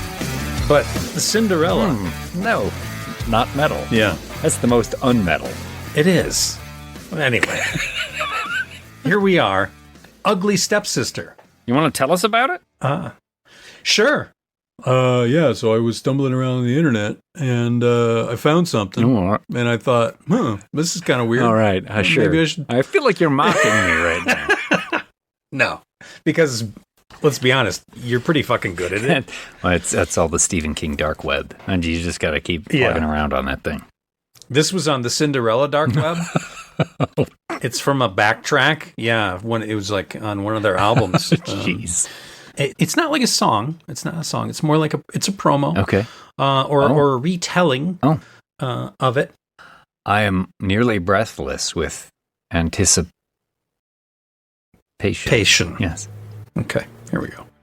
Once upon a time, in a kingdom trimmed with lace and good intentions, where every child knew that beauty was to be maintained, and any discomfort along the way was simply character development, there lived a perfectly respectable young girl. Perfect. Almost. She is Elvira, our stepsister. Not ugly, you understand, just unfinished. A work in progress with such promise, if only she'd tried a little harder. Why, everyone, especially her mother, said so, constantly under the guise of a sweet and promising smile. So, Elvira listened, knowing she must marry the prince to put the estate back on its feet and the elder statesman of the property finally into his cozy grave and not in the library anymore. You see, in this kingdom, transformation isn't magic, it's maintenance. And if something looks painful, well, that simply means it's working. The body is such an unruly thing, and from time to time it needs a drunken French surgeon's guidance. It's all perfectly normal. Now, boys and girls, change is never easy. But what is a little swelling when it's for love? What is a little blood when it's for elegance? Mandrake. And there are oh so many lessons to be learned with the utmost respect and love from generously paid elders. Oh, but Elvira does find it tough to slim down with so many cakes and cookies to be had. Do not fear, children. There is a way of simple maintenance, not magic. It's all perfectly normal. Why, every young girl goes through gastro and issues like this. How else could beauty be achieved? It is, after all, what's inside that counts. And when at last the royal ball approached, oh, how she shimmered, held together by a wig and a smile, a vision of pure beauty and grace for those who didn't look too close, until her lovely stepsister stole Elvira's thunder. And with a veiled promise of leaving behind a and horny and a size 7 ballet slipper, to which it was proclaimed would only fit his. Do not fear, children. There is always the way of maintenance. So listen to this tale. Ignore the screams and the chopping of the cleave flesh. Ignore the sense of copper and spoiled. Ignore the quiet sounds of mother entertaining a gentleman caller, because this is a fairy tale, and in fairy tales, everything ugly can be maintained beautifully. Nice. Yeah. That's good bleeping action that you had in there, too. Bleeping because you don't want to give away all the spoilers. Sure. But Yeah. You created like your own almost Mad Lib there at one point. There were so many things to fill in. The Ugly Stepsister. Ugly Stepsister, 2025, directed by Emily Bleichfeld. I think it's actually Also written by her as well. Amelia is how you pronounce her. Yeah, whatever. One thing I can say that I appreciate about this movie right off the bat is that there has been, in the past few years, a trend of taking a villain from a movie and giving their backstory and humanizing them, but also like changing the original narrative so that you're like, oh, well, maybe the bad guy isn't such a bad guy after all. What I like about this movie is that it does essentially keep the Cinderella story pretty much as we've always heard it. It just gives you this perspective. It does humanize this character in ways you've never seen before, but it doesn't do so at the expense of the fairy tale that we all know, you know? Right, because Cinderella is obviously mostly about Cinderella, and this is not about Cinderella at all. It's about one of the ugly stepsisters who have always been the antagonists in the Cinderella story, along with the wicked stepmother. Bitchy, don't want Cinderella to come to the ball. Yeah. Boss her want around, to marry the tear prince the dress. themselves. Yeah, all that kind of stuff. Yeah, exactly. This is anchored by some really good performances, I think. Some fantastic makeup effects. Oh my goodness, yes. And Yeah. this is not a movie for the faint of heart. Might be a fairy tale. No, it is but not. This ain't one for kids. And if you've ever read the original Grimm's fairy tale of Cinderella, you know there's some pretty wild stuff in it. And some pretty horrifying things. And this movie leans into those elements. 100%. Now, yesterday when I called you, because I was just about to watch it with my sister, and you were like, oh yeah, we watched it last night. I said, did Harper watch it? And you went, yeah. And I was like, I meant to warn you that maybe that was not going to be a good idea. So right off the bat, I got to know what Harper's hot take was, and if she liked the movie or was just disturbed by it. She did like the movie. Not as much as Okay. she liked Pan's Labyrinth, but she did like this movie, and Pan's Labyrinth is perfect. So there were multiple reasons why Harper pulled the blanket over her eyes when she was watching this one. sure. I saw it with my sister and my wife, Grace, and both of them had not seen it before. So I had seen it before, and I'm kind of cackling, and I know what's happening or what's about to happen. And then I'm just kind of waiting for the reactions and just hear like, oh, really? Oh. Yeah. No, you go through it all. I mean, this is a movie that'll make you cringe. It'll make you gag. Mm-hmm. It'll just plain shock you at sometimes at what you're seeing on the screen. Is that what I think it is? Like, and unmistakably, yes, it is. Yes. This is definitely a movie that uses that fairy tale. It uses this story with a very clear message, a very clear purpose in mind, too. This is certainly a feminist horror story, right? This movie is taking dead aim at body issues of the pain that is, and I'm going to put it in quotation marks, required to be, in quotation marks, beautiful. Yeah. In a way, this is like a companion piece to The Substance, right? Which we reviewed last year. Completely. It's like Absolutely. looking at all the bullshit and the misogyny and the systemic misogyny that even women subscribe to in the quest to be beautiful, the quest to be perfect, and to achieve their dreams. Yeah. And this movie really puts all that under a microscope through the use of this character's transformation in this fairy tale. Also, I heard that all of the things that you alluded to in your intro there, all of the procedures that Elvira, our ugly stepsister, goes through, those are all like legitimate medical procedures at one point, which is absolutely ghastly. Horrifying. Yeah. It's a little leans into that show that used to be on Cinemax called The Nick. Old school medical horrifying. Yeah, with a little bit of nip tuck in there as well, where you're seeing some people go through some pretty horrifying shit for dubious reasons. But Amelia Blickfeld, I think is her name, she, I guess, got the idea for this in her early 20s. And it was the impetus for her to become a filmmaker. I saw an interview with her where she's like, I had this idea. I wanted to make this movie. I had never seen anyone take this slant on the story. I thought it would be a great movie. And then she was like, I had to figure out how to make a movie. I had to figure out how to write it. She, got mentors who helped her write the script because they were like, only you can write this movie. And she did. And then she's like, okay, I got a script. What's next? Literally like taking it every step of the way to figure out how she could get this on the screen. And it took her about 10 years to get to the point where she was actually able to make the movie. It is a passion project. And for somebody's first feature film, holy smokes. Well done. Well done. Yeah.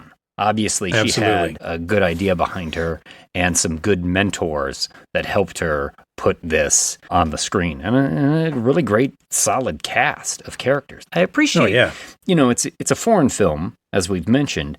I appreciate that I don't recognize anybody in this movie. Yeah, me too. It helped me not have any context for who these characters were outside of this world, you know? Yeah. I mean, yeah. I will say this. The Ugly Stepsister, Leah Myron, she's not really ugly. I think objectively you could say that this young woman is not ugly. She's pretty. Yeah. They do some things to her. They do a lot of makeup stuff They to do. her. They gave her chubby cheeks. They gave her a neck appliance that has like a bit of a the little chubbiness waddle to there, it and kinda. a little waddle on the underside. They gave her chubby arms, even then, like matronly looking arms. Even then, it's I know. not like she's unattractive. I think the most unattractive thing, if I'm objectifying it this way, pardon me, is those Nellie Olson curls that she's got. Because I know nobody looks good with that hairstyle. First of all, fuck Nellie Olson. She was the worst. Fuck that bitch. All the way fucking down from the little house all the way into town. Push her down that hill full of daisies and dandelions till she breaks her neck. Nellie Olson, put her in an old-timey wheelbarrow and loosen a wheel. And push it down the... Fuck her. Yeah. But yeah, Elvira has those curls, and that's not a good look on anybody. No, it isn't. One of the things I liked about what the director talked about, she referred to the movie The Substance, she referred to female directors doing body horror, and she also talked about the fact that everyone refers to the beauty industry. And she said, I've decided I'm going to start actually calling it the appearance industry. Rather than beauty. Sure. And I thought, that's really fucking clever. Yeah. That's very nice, because she's right. It has nothing to do with beauty. It's all about appearance. It's all about how makeup can change you, or, whatever. And in this case, they use makeup to change this woman's appearance to make her seem unattractive. Makeup and hair. She's got a little bit of a fat suit. She's got the cheeks that have odd dimples on them, and then she's got the neck piece and the teeth, and there's a nose appliance as well. I'm glad to hear that you say that it was a neck piece on there. Honestly, it's so well done. Yeah. I couldn't tell. And so there was part of me that wondered, the second time I watched this, I was like, she does look like she lost weight during this movie, which would have been terribly ironic for the message of this movie. Sure. They're like, great, now the next thing you need to do is lose 15 pounds so we can shoot these other scenes. We're shooting in 6 months, Leia. That would have been weird. Yeah. So I'm delighted. And again, I had no idea she was wearing something on her neck. It's all subtle and so well done. Thomas Foldberg has his own little, or maybe it's Thomas Foldberg, has his own little studio, and he helmed a lot of this. And there's a lot of clever things that we'll get into in the spoilers of how they pulled off certain gags. But yeah, I can tell you right now, it's not a spoiler to know. Look for the fact that she's wearing makeup, because it doesn't really look like she's wearing makeup. I would not be surprised if this gets nominated for makeup. I think Frankenstein will probably win, but I would much rather see something like this go a little further. Yeah. It certainly has some incredibly subtle makeups like you're talking about, and then it has some cringe-inducing nightmare. Not subtle at all. Yes, no. Subtle, like a mallet in the face. Yeah. What are we going to rate it with? Bloody Slippers? Sure. Yeah, that's good. So, you went first with Pan's Labyrinth, so I think this movie is what you want. I'm giving this 8 bloody slippers. Yep.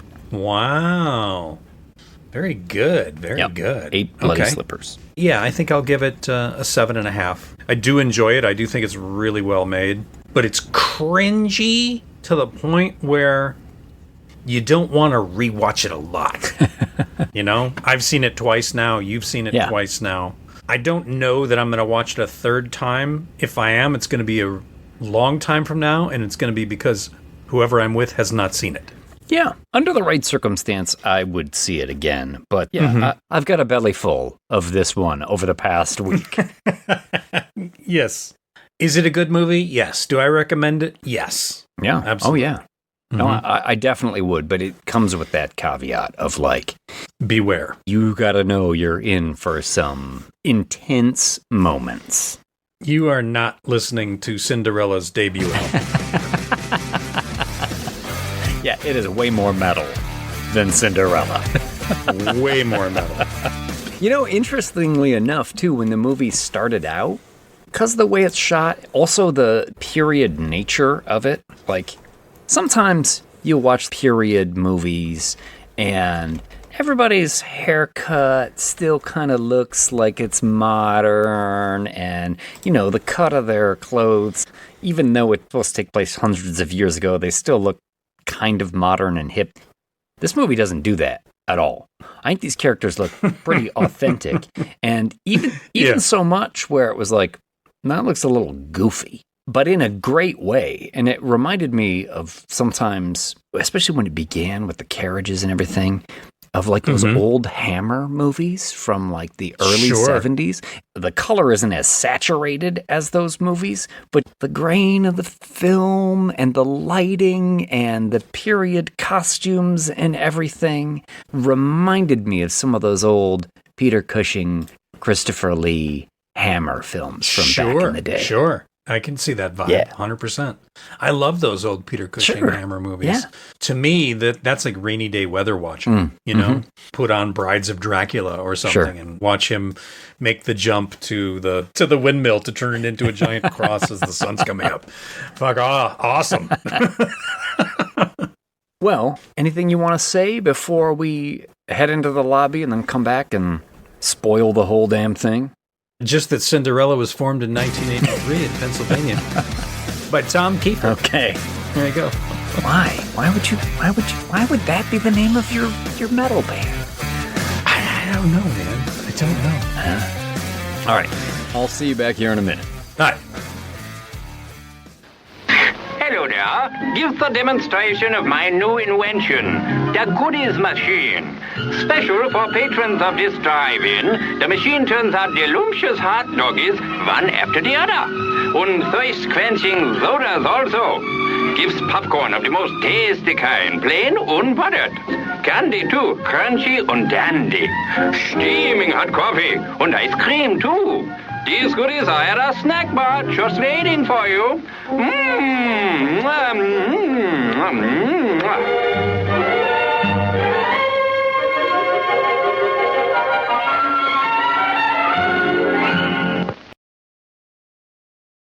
And we are back. We are back to spoil the whole damn thing. Were you were online looking for Cinderella tickets, weren't you?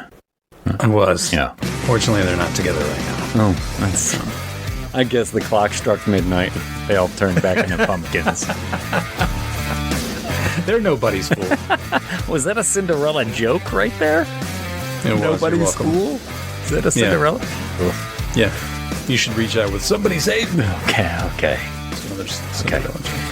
That's enough. I'm going to bippity boppity barf. Let's get back to the show at hand. And the show at hand is all about the Ugly Stepsister.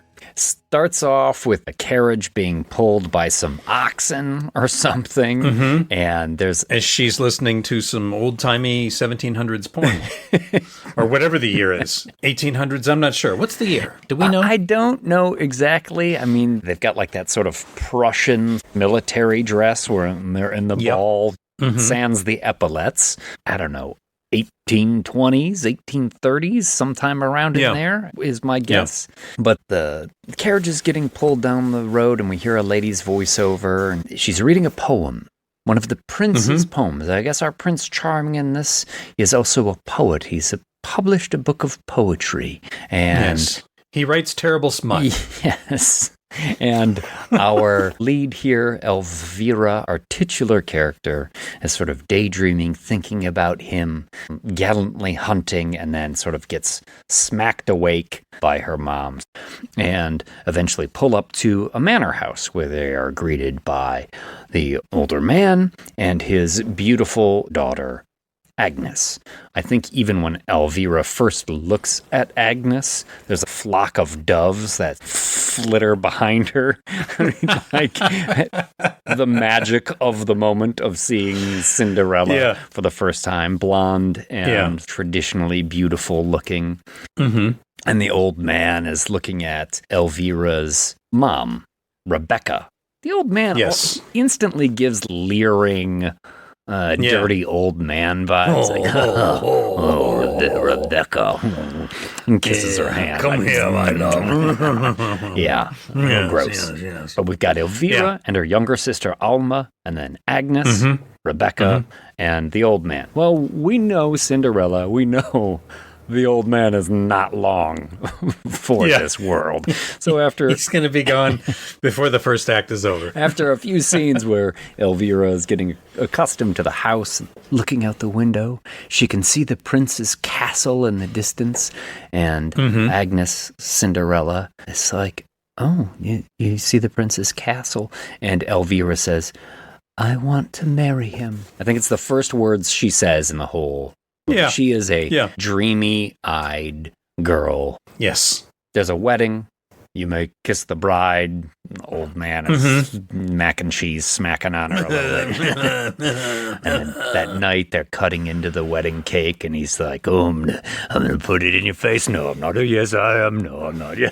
Oh, please don't do it. Don't get out of my dress. He's a little And jokester. then he takes like a handful of cake, and he just hurls it across the table and right into Elvira's face. It's such gross behavior. It's like, you're the ugly one. Yeah. I'm going to throw cake at you. Yeah. And she looks shocked at first and then plays along like, oh, no, it's funny. It's funny. Yeah. But, fuck this guy. Well, luckily, guess what? Heart attack. And Agnes is like, oh, father, what's going on? And he looks at her and he's like, spits up blood all over Agnes's face before face down into the table. That's the first moment you know this is not like any Cinderella story you've ever seen. Yeah. He just spit blood into Cinderella's face. No. And this is when we get the opening title sequence. Camera kind of pans across this. This table has like a collection of everything we're going to see in this movie, whether it's like the I was going to call them instruments of torture, but they're really the aesthetician's tools, old-timey cosmetic surgery tools. There's a banquet. There's the father's dead face looking at the camera as it passes by. There's rotting food, plates full of worms. Pretty disturbing. It has like a little whistling tune behind it, and it's almost like a Tarantino-esque opening to this. Sure. Do you know what I mean? 100%. Yeah. Absolutely. After the title sequence there, we get the undertakers or solicitors arrive at the house. They're just men in black, right? They step off the carriage and take care of things. And Elvira's in Agnes's room. She's like, oh no, what are we going to do? And I think she says something to Agnes like, you know, my father died too, and I know. And Agnes, who, like I was saying before, even though they're giving you the Ugly Stepsister story, they don't really make Cinderella or Agnes like an overwhelming bitch in this or anything. You know what I mean? No, it's not at not all. like they turn the hero into a villain and the villain into a hero. And they don't make Elvira an overwhelmingly bad person or anything either. Yeah. It's just they're both victims of the current circumstances. Yes. Really, it's the wicked stepmother. Oh, yes. She's the one that's guiding the ship here. And in this scene, we find out that she married the man for his money, but guess what? But he didn't have any. He didn't have any, and they thought they were marrying her for money. Yeah, so the collector is here to basically say everything is ours. Yeah. You can keep the change. There's like a pile of coins on the table. Yeah, we're going to take all the cattle and all the arable land. Yeah. So now mom is down to giving hand jobs to everybody for stuff. Yeah. And you're not being metaphorical. Which is true. No, I'm not. Yeah. Any way she can work the system. I mean, yeah, you can look at that stepmom and you can say that she's maybe the villain of this piece in some ways. Mm-hmm. She's also playing kind of the only hand that she can. It's despicable. True. But True. None of these women have many options, right? Up until the very end where they sort of break the paradigm that they're living under. Yeah.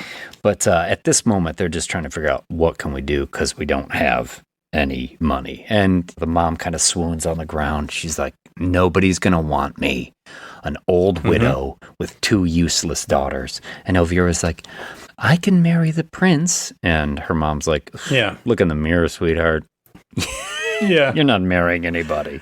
And it's like, hear ye, hear ye, hear ye. Yes. Come forth, all virgins. Yes. Sign up for the Marry the Prince competition. That's right. It's the ball. The herald comes out blowing his horn. The prince is having a ball. If you're a virgin, you're invited. Yeah. Remember those days? It's like, I do. Just like sending out that invitation around town, like, oyez, oyez, all virgins. Hello, virgins. My parents are out of town. I'm having a very awkward party. We should all stand around and look at our feet. Come on, virgins. Let's get together. Yeah. So both Elvira and Agnes run out there, and the herald is handing out invitations. One for you, Blondie. Agnes gives her name, and she's got like 5 different surnames that go with it, like a titled young lady. And he's like, what about Von you? this, Von that. I'm Elvira. And he's like, Von? Like he's waiting for her to finish it. Von? And then Agnes says, she's my stepsister. And then he just writes, Von Stepsister. Which is good. That's her name the rest of the movie. Elvira Von Stepsister. Well, 4 full moons from now, the prince will choose his bride at the ball. So another thing these movies have in common, timing by the full moon. That's true. Well done. Yeah. I didn't even pick up on that. Well, listen, now the mom's like, well, the prince is going to choose a bride, and you're my best shot. Looking at Elvira. Yeah. So what we need to do, let's fix this. We got to get you to Dr. Esthétique, which is his name. Bit of a clownish character. Yeah. French accent. The braces are no problem, but I can take them off in just a moment. Can tame that nose. Maybe some custom eyelashes? Mom's like, let's hold off. Let's just do the braces and the nose, and I'll pay you double after the ball. Yeah. And this is when Alma, her sister, is there, and she looks in the other room where the esthetician's chair is, and there's just a pool of blood underneath it that the maid is mopping up, and she's like, what is going on? Yeah. So then we get like an 1800s braces removal, because Elvira has braces, and then he's with a giant set of fucking pliers. Yeah. Just snapping them off. Ting! Big giant crimper. Yeah. Yeah, it's pretty great. Snaps them off. Well, okay, the braces are fine. She's sort of running her tongue around her teeth. Oh, let's get to that nose. And Mom's been looking at a menu of all different nose shapes. Give me the number 7. The esthetician takes like a chisel and a hammer. It's like a little rock hammer, or, you know, just like a jeweler's hammer. Un, deux, trois. Smack, crack, right on the bridge of the nose. Holy shit. Yeah. Just, you know, I can feel my fingers digging into the sofa again. Like, ooh. This had to be a cringe moment for Harper. Yeah. Her sister is looking at her through the fingers on her hands like, God damn. Whereas Mom has like this little smile on her face. We're making you something new. Oh, and our next scene takes place at a finishing school. It's a place we will visit many times in this movie, where all the eligible ladies are learning manners and all this kind of stuff. And Elvira has this crazy nose clamp on her face to give it its shape. It's sort of like braces headgear, but it's holding the nose together. God. Yeah, pretty awful. We're going to open the ball with a dance, says the headmistress at the school, and including a lead and 2 supporters. So you'll have plenty of opportunities to get yourself a rich man, ladies, because there's going to be counts and barons and wealthy merchants and ooh la la. I mean, this is what you do. This is the system that you live in, so they're going to play by these rules. Yeah, so these ladies are teaching these young girls how to walk with books on their head. Yeah. They're teaching them a little bit of ballet. Yeah. How to dance, how to be proper. Yeah. And Elvira... It's a finishing school. I'm going to say this.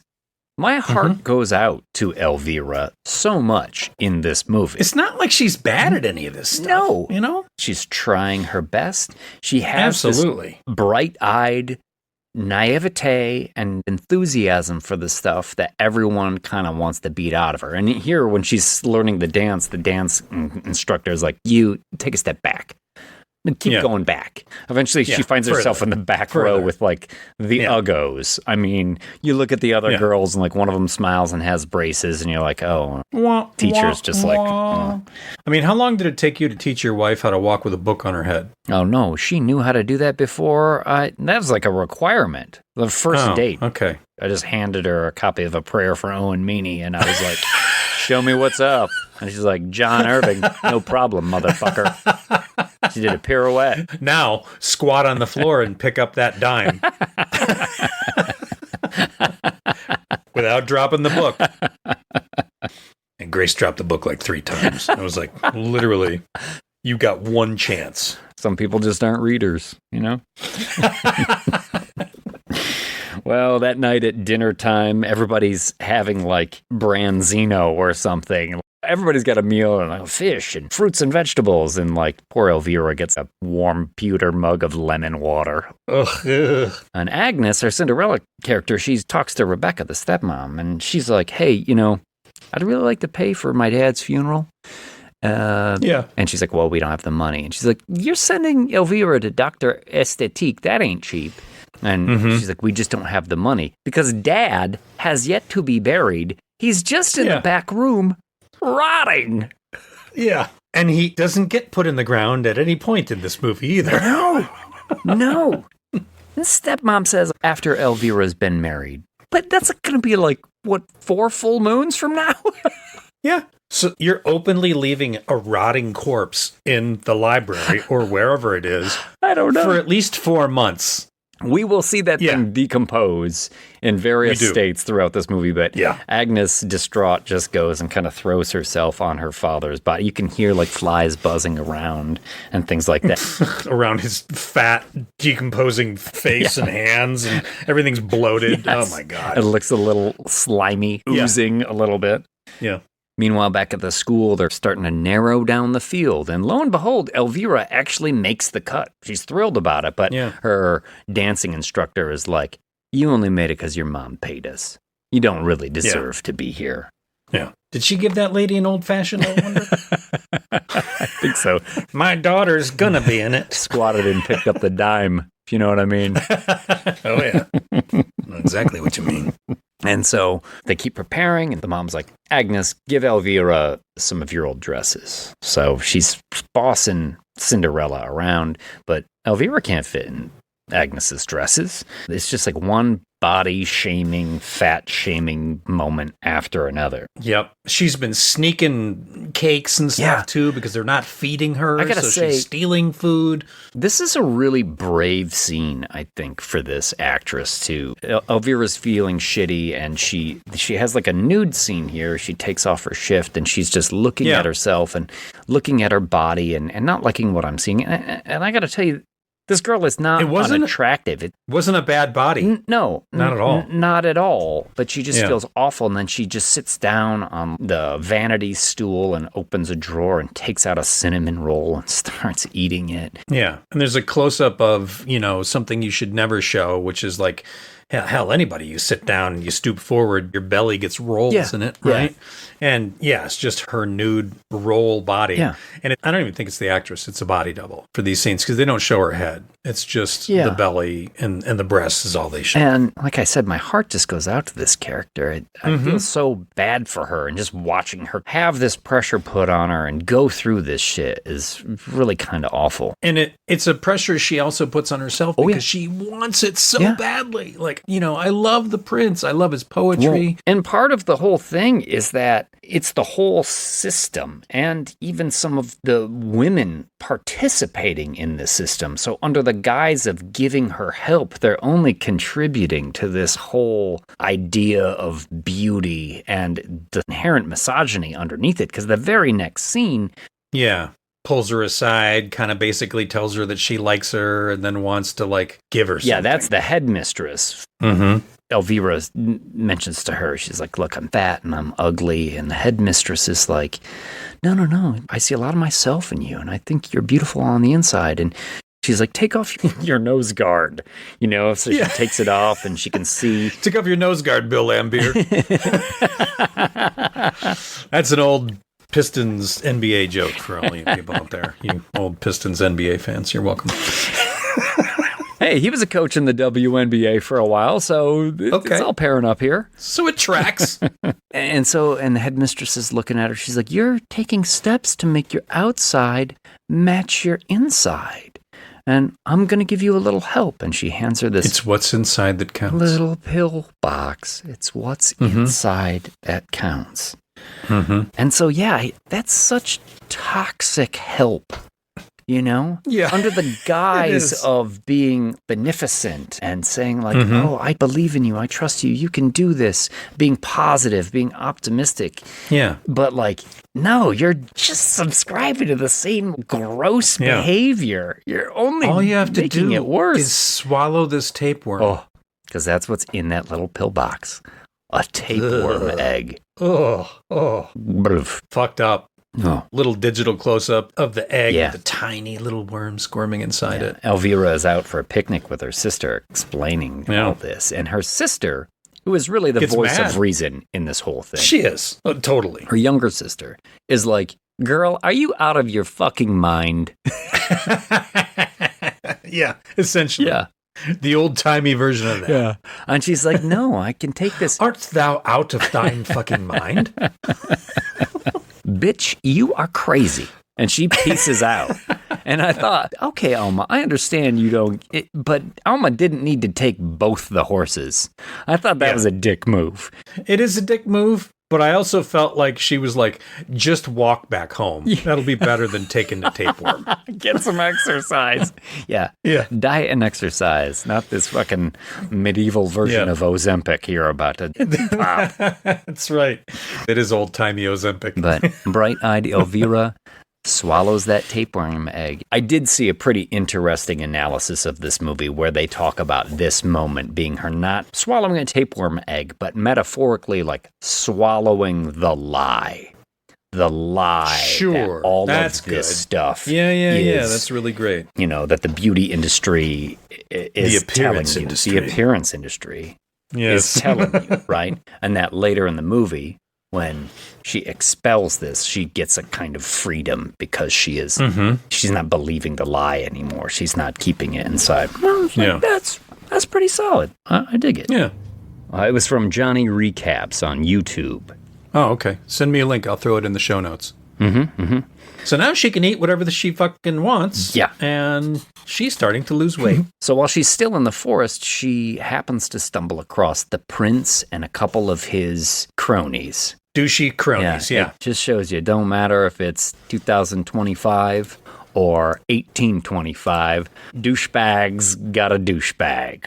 Because these dudes you're all talking about, like, I hope we can find a whore along the way. It's body talk, as they might say. They're quite ribald in their descriptions of what they're going to do. And Elvira sees the prince taking a leak. She sees his bare bottom. He's like, it's going to explode because the latrine in the castle is overflowing. It stinks so bad. So he's taking a piss out there. I did find it interesting that he's got to take his pants all the way down to his knees to take a leak. Yeah. Is that how you do it? No. That is not how I do it either. That's how a 5-year-old does it. Yes. In fact, I feel like that makes it more difficult. It does. You're more likely to drip some stuff into your pants if they're all the way down. No. Although, send us hate mail if you take your pants all the way down when you pee. And I'm not talking about you, ladies.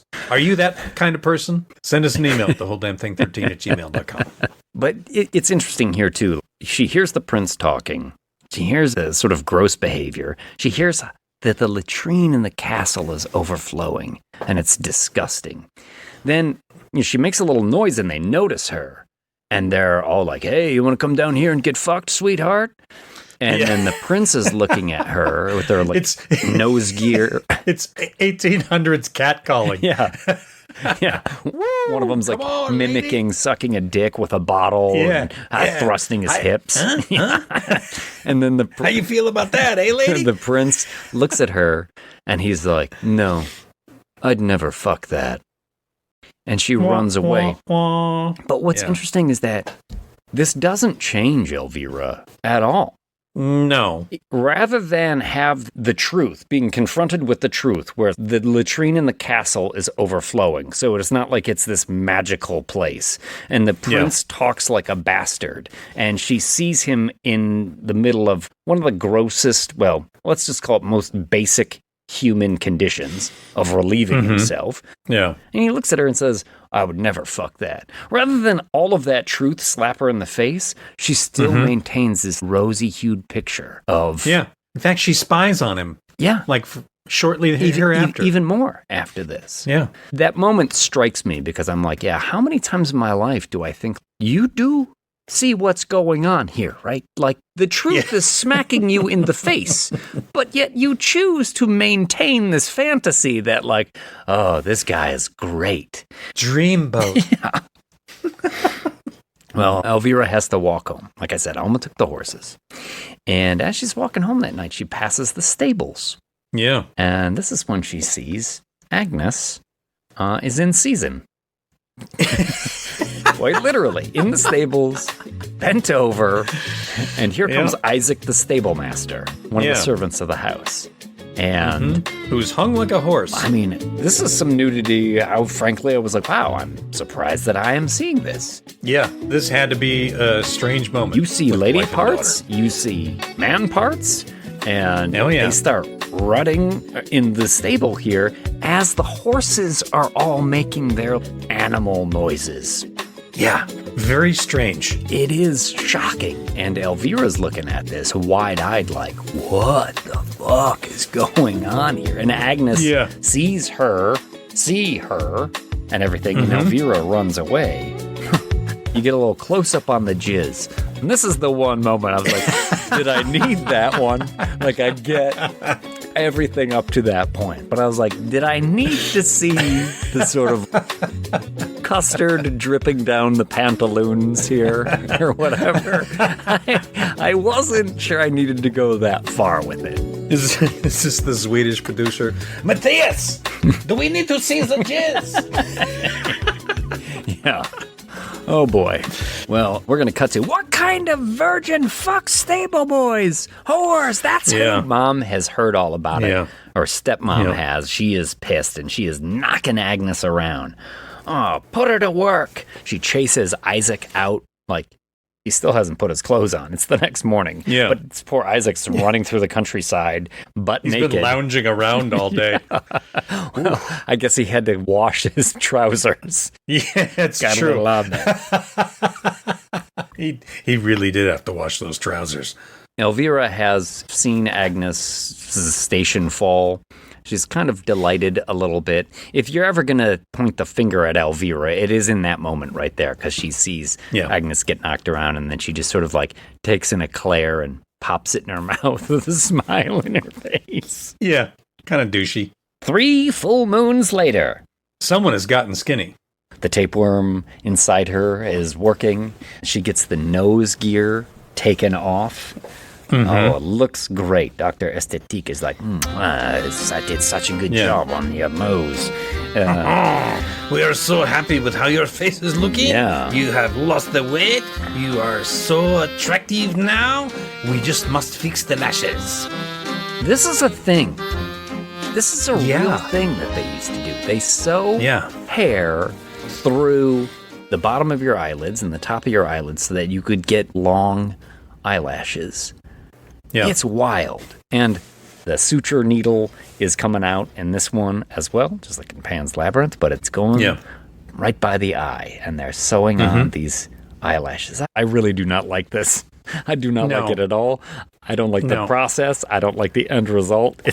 I find it all distasteful. I will tell you a brief little thing of how they did it. You know, they created a specific thing to attach to the front of the camera on a macro lens that had they could fill it with bloody tears or what looked like bloody tears. Oh, okay. So they could look like they were filming through crying blood. Oh. They had obviously some close-ups of the actress there with the needle coming in very close, but they also had a fake insert head with a acrylic eye in it. Okay. And they comped some of that stuff in. So they're actually sewing through some silicone, like a silicone fake head. Oh, yeah. That's punched with lashes.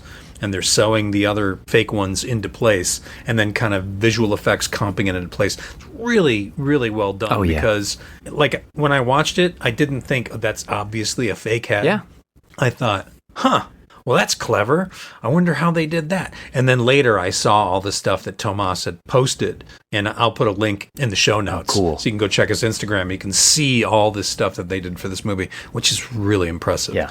But yeah, that's a Swedish makeup effects minute? Is he even Swedish? I don't know. Yeah, she gets the lash, as it were, on this one. Ugh.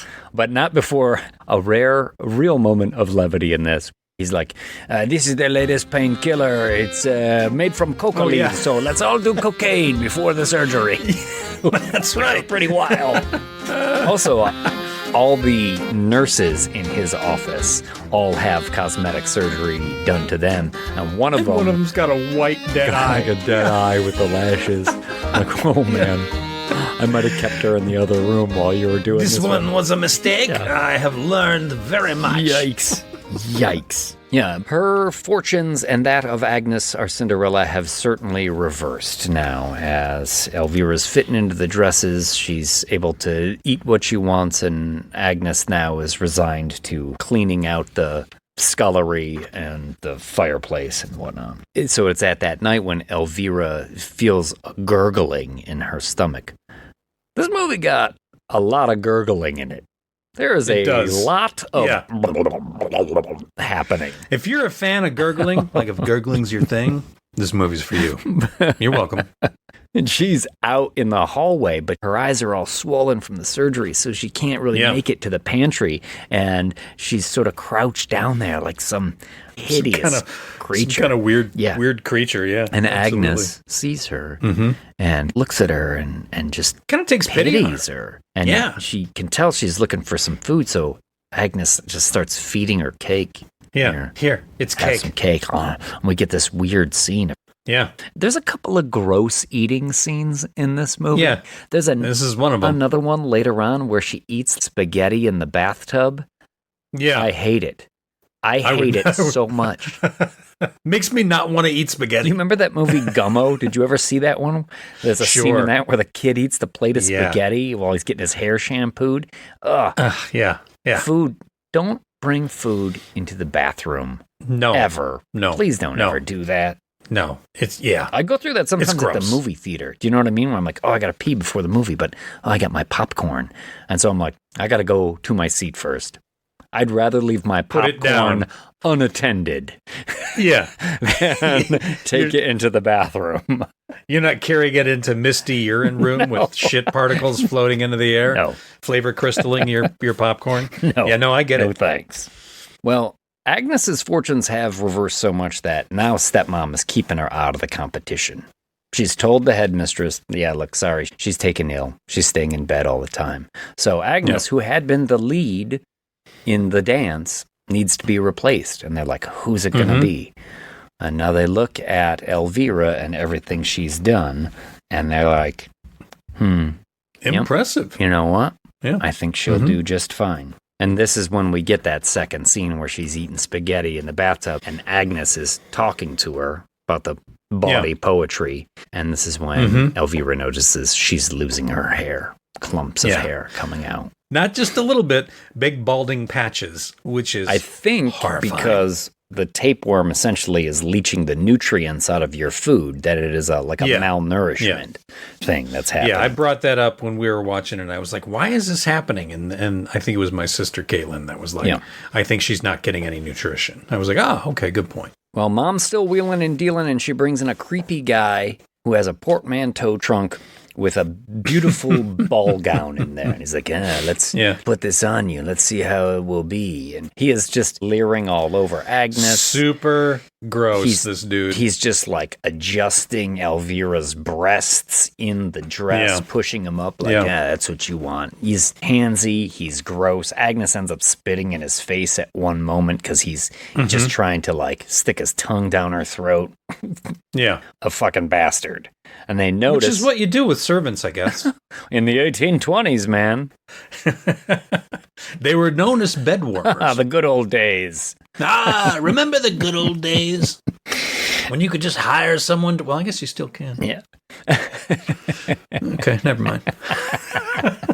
Well, they also notice that Elvira's hair is falling out, so she gets a blonde wig. She gets a beautiful blonde wig. I mean, she is transforming completely. You're going to put on this wig. You're going to put on this gown. You're going to woo the prince. You're going to be amazing. I mean, he's going to be a little pissed in the end when he finds out what's really going on. But, yeah. It's like that scene in I'm Going to Get You, Sucker. Do you remember that one? Yeah. Where where she takes off the wig and then the fake arm and the fake leg. And stuffed bra and the stuffed like booty, like the false butt that she's got on and everything. Yeah. Yeah.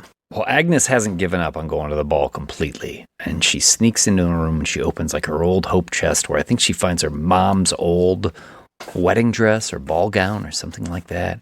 And her old shoes, like baby shoes, I think. And she takes them out and she meets Elvira in the hall. And as much as my heart goes out to Elvira for most of this movie, this is a bitch move. This is a bitch move because Elvira instantly sees some competition here and starts struggling with Agnes, ends up tearing the dress. Agnes runs away. And it's like Agnes is asleep next to the corpse of her rotting father, which is decomposed. Even now it's all Lucio Fulci'd up. He is at stage 3. Yeah, worms, maggots everywhere coming out of this bloated corpse. Yeah. This is a fantastic moment, though, as she's like falling apart, and then she sees the spirit of her mother coming in saying that it's going to be all okay. And then you see all the worms crawling on Dad, and you realize that some of them are silkworms, and they're going to start repairing the dress. I'm like, holy shit, that's pretty funny. Yeah, it's the fairy godmother moment of Cinderella, right? She gets magical help to make her a new dress.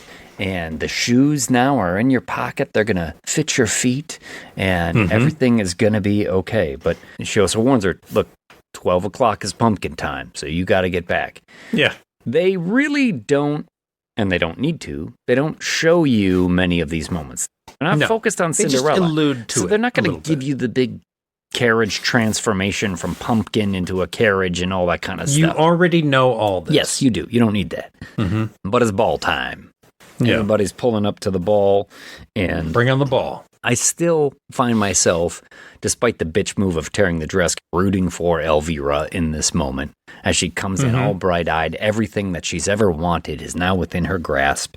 And this moment, she's doing a good job. This moment, too, where all the young girls now from the finishing school are all in their dresses, and they're all being paraded around in front of these gross old men who are leering at them and sort of like licking their desserts as they walk by, sort of imitating cunnilingus and all this kind of like weird, look at me, lady, leering behavior. This is how good I am and with custard. There's like a major domo in there who's announcing all of these ladies. And he's like, here's, Lady Catherine of Scranton, and giving out like all the details are so, I don't know if you caught this, the details are all so stupid.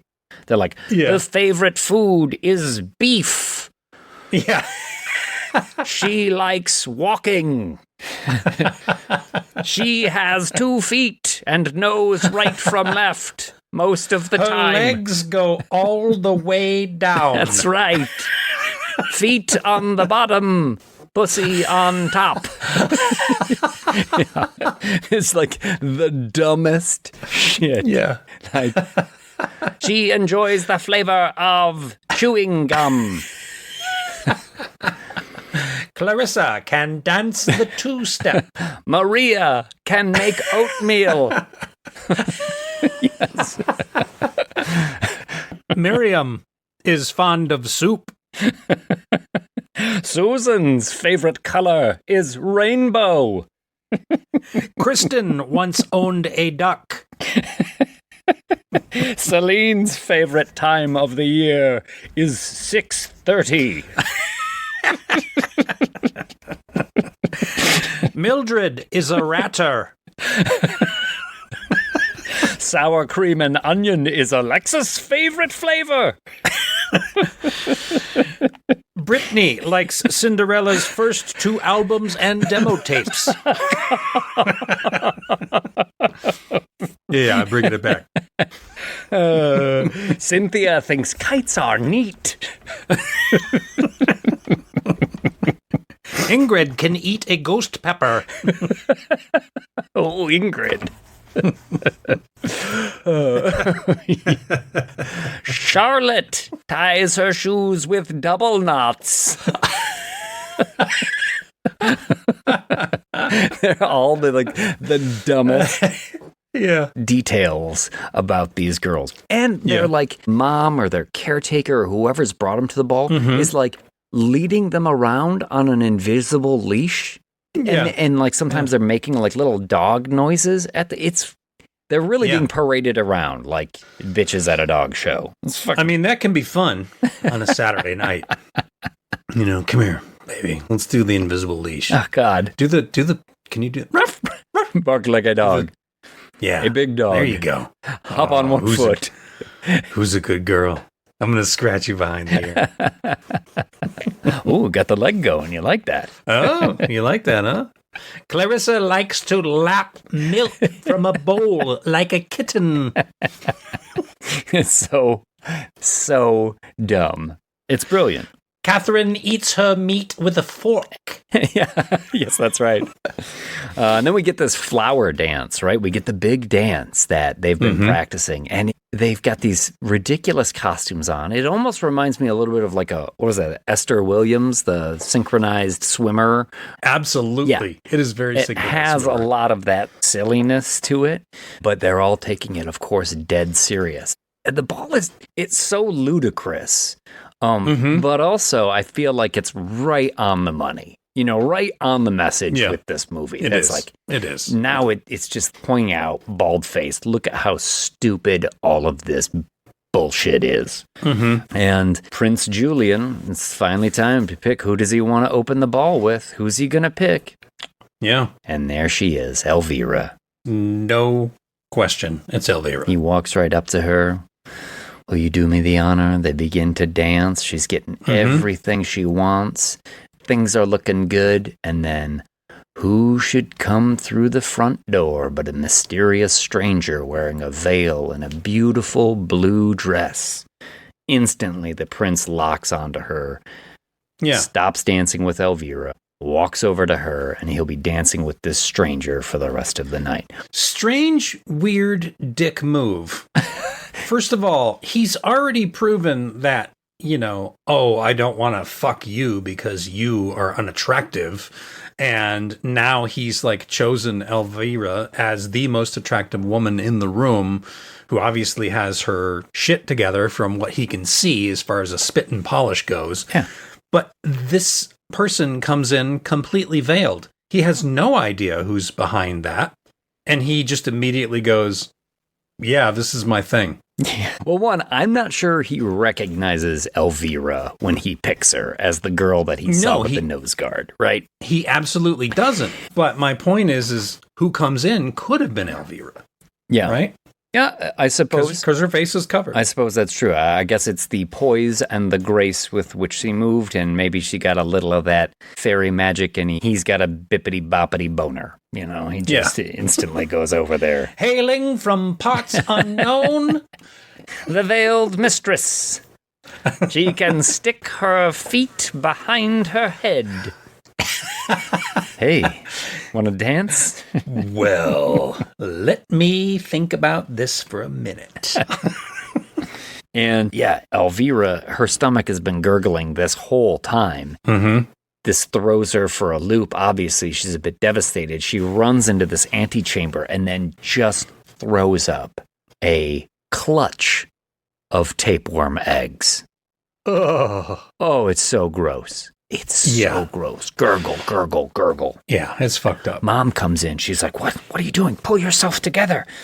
You gotta marry a rich man. Smacks her around. She's trying to bring Elvira back to the realm of the living and starts parading her off to every fucking leering fool in there that's got any kind of fucking heft to his coin purse. Yeah. We get a little dance montage here, twirling and gurgling, spinning, and she's like seeing worms and everything, kind of hallucinating or a little delusional, or the movie's just having fun with it now of like all this worm imagery, spinning and dipping. And as she dips, so does the veiled stranger, and upside down, the veil comes up and she sees, oh my God, it's Agnes.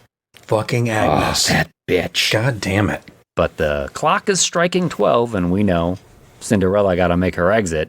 So that's right. She runs out, and we just kind of skip ahead. There's a little bit of montage, and the prince is announcing, she left her slipper behind. The girl that fits this shoe, I will marry her.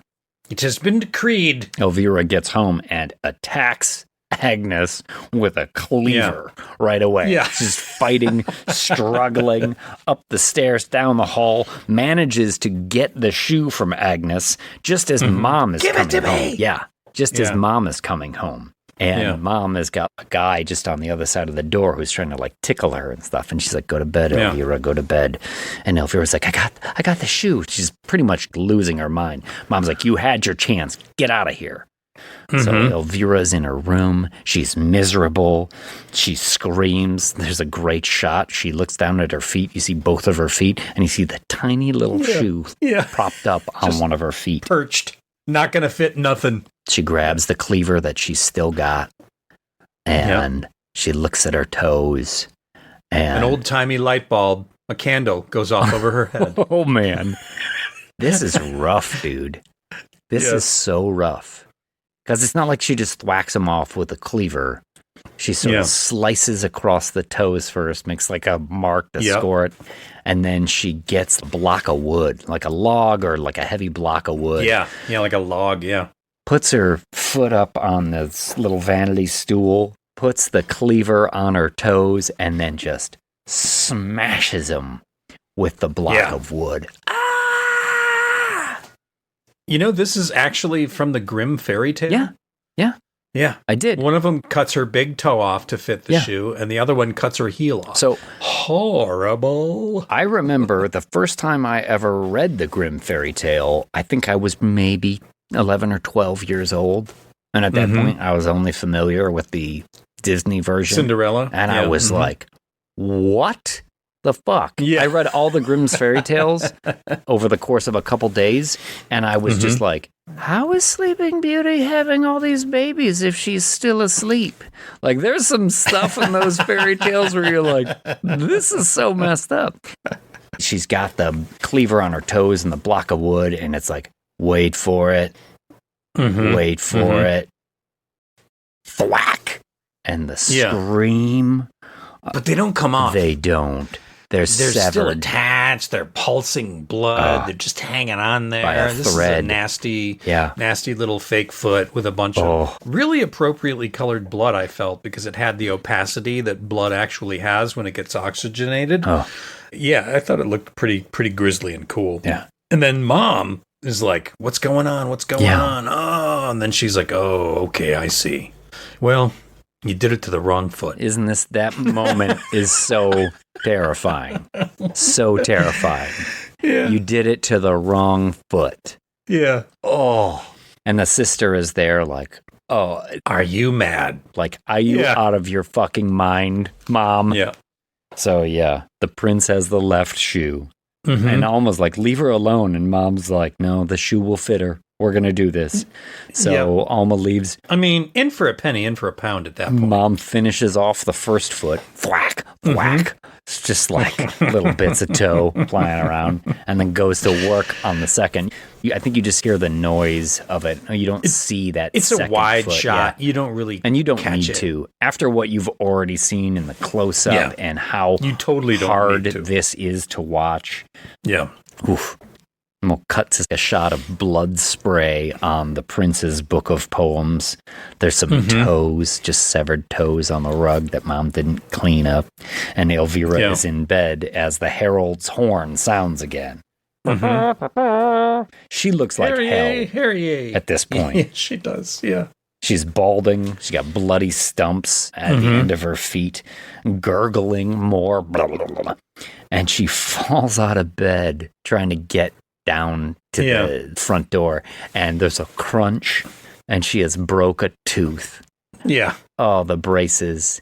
She will be systematically dismantled trying to get to the door here. So fucked. Yeah. Falls down the stairs on her belly. Crunch. Breaks her nose. Yeah. I felt so bad for her to have gone through all of this and then have it all taken away at this point. And she kind of catches eyes with Agnes for a bit as Agnes is heading out the door. And as she's lying in a mess in the foyer, she hears, the shoe fits. Huzzah! Huzzah! Yeah. Beautiful virgin, I have found you, says the prince. Yeah. And we're like, well, she's not a virgin. That's okay. You don't want a virgin. You want somebody who knows what they're doing. You want somebody who's seen the stable boy. Alma finds her little sister finds Elvira on the stairs. We're leaving. We're going to get out of here. Alma has seen enough. Where's the antidote? Because when Elvira was given the tapeworm, she was also given the antidote to get rid of it. To basically puke it up. And it's like, boy, if you haven't seen enough in this movie yet, we got one more treat for you. Because it's a doozy. Yeah.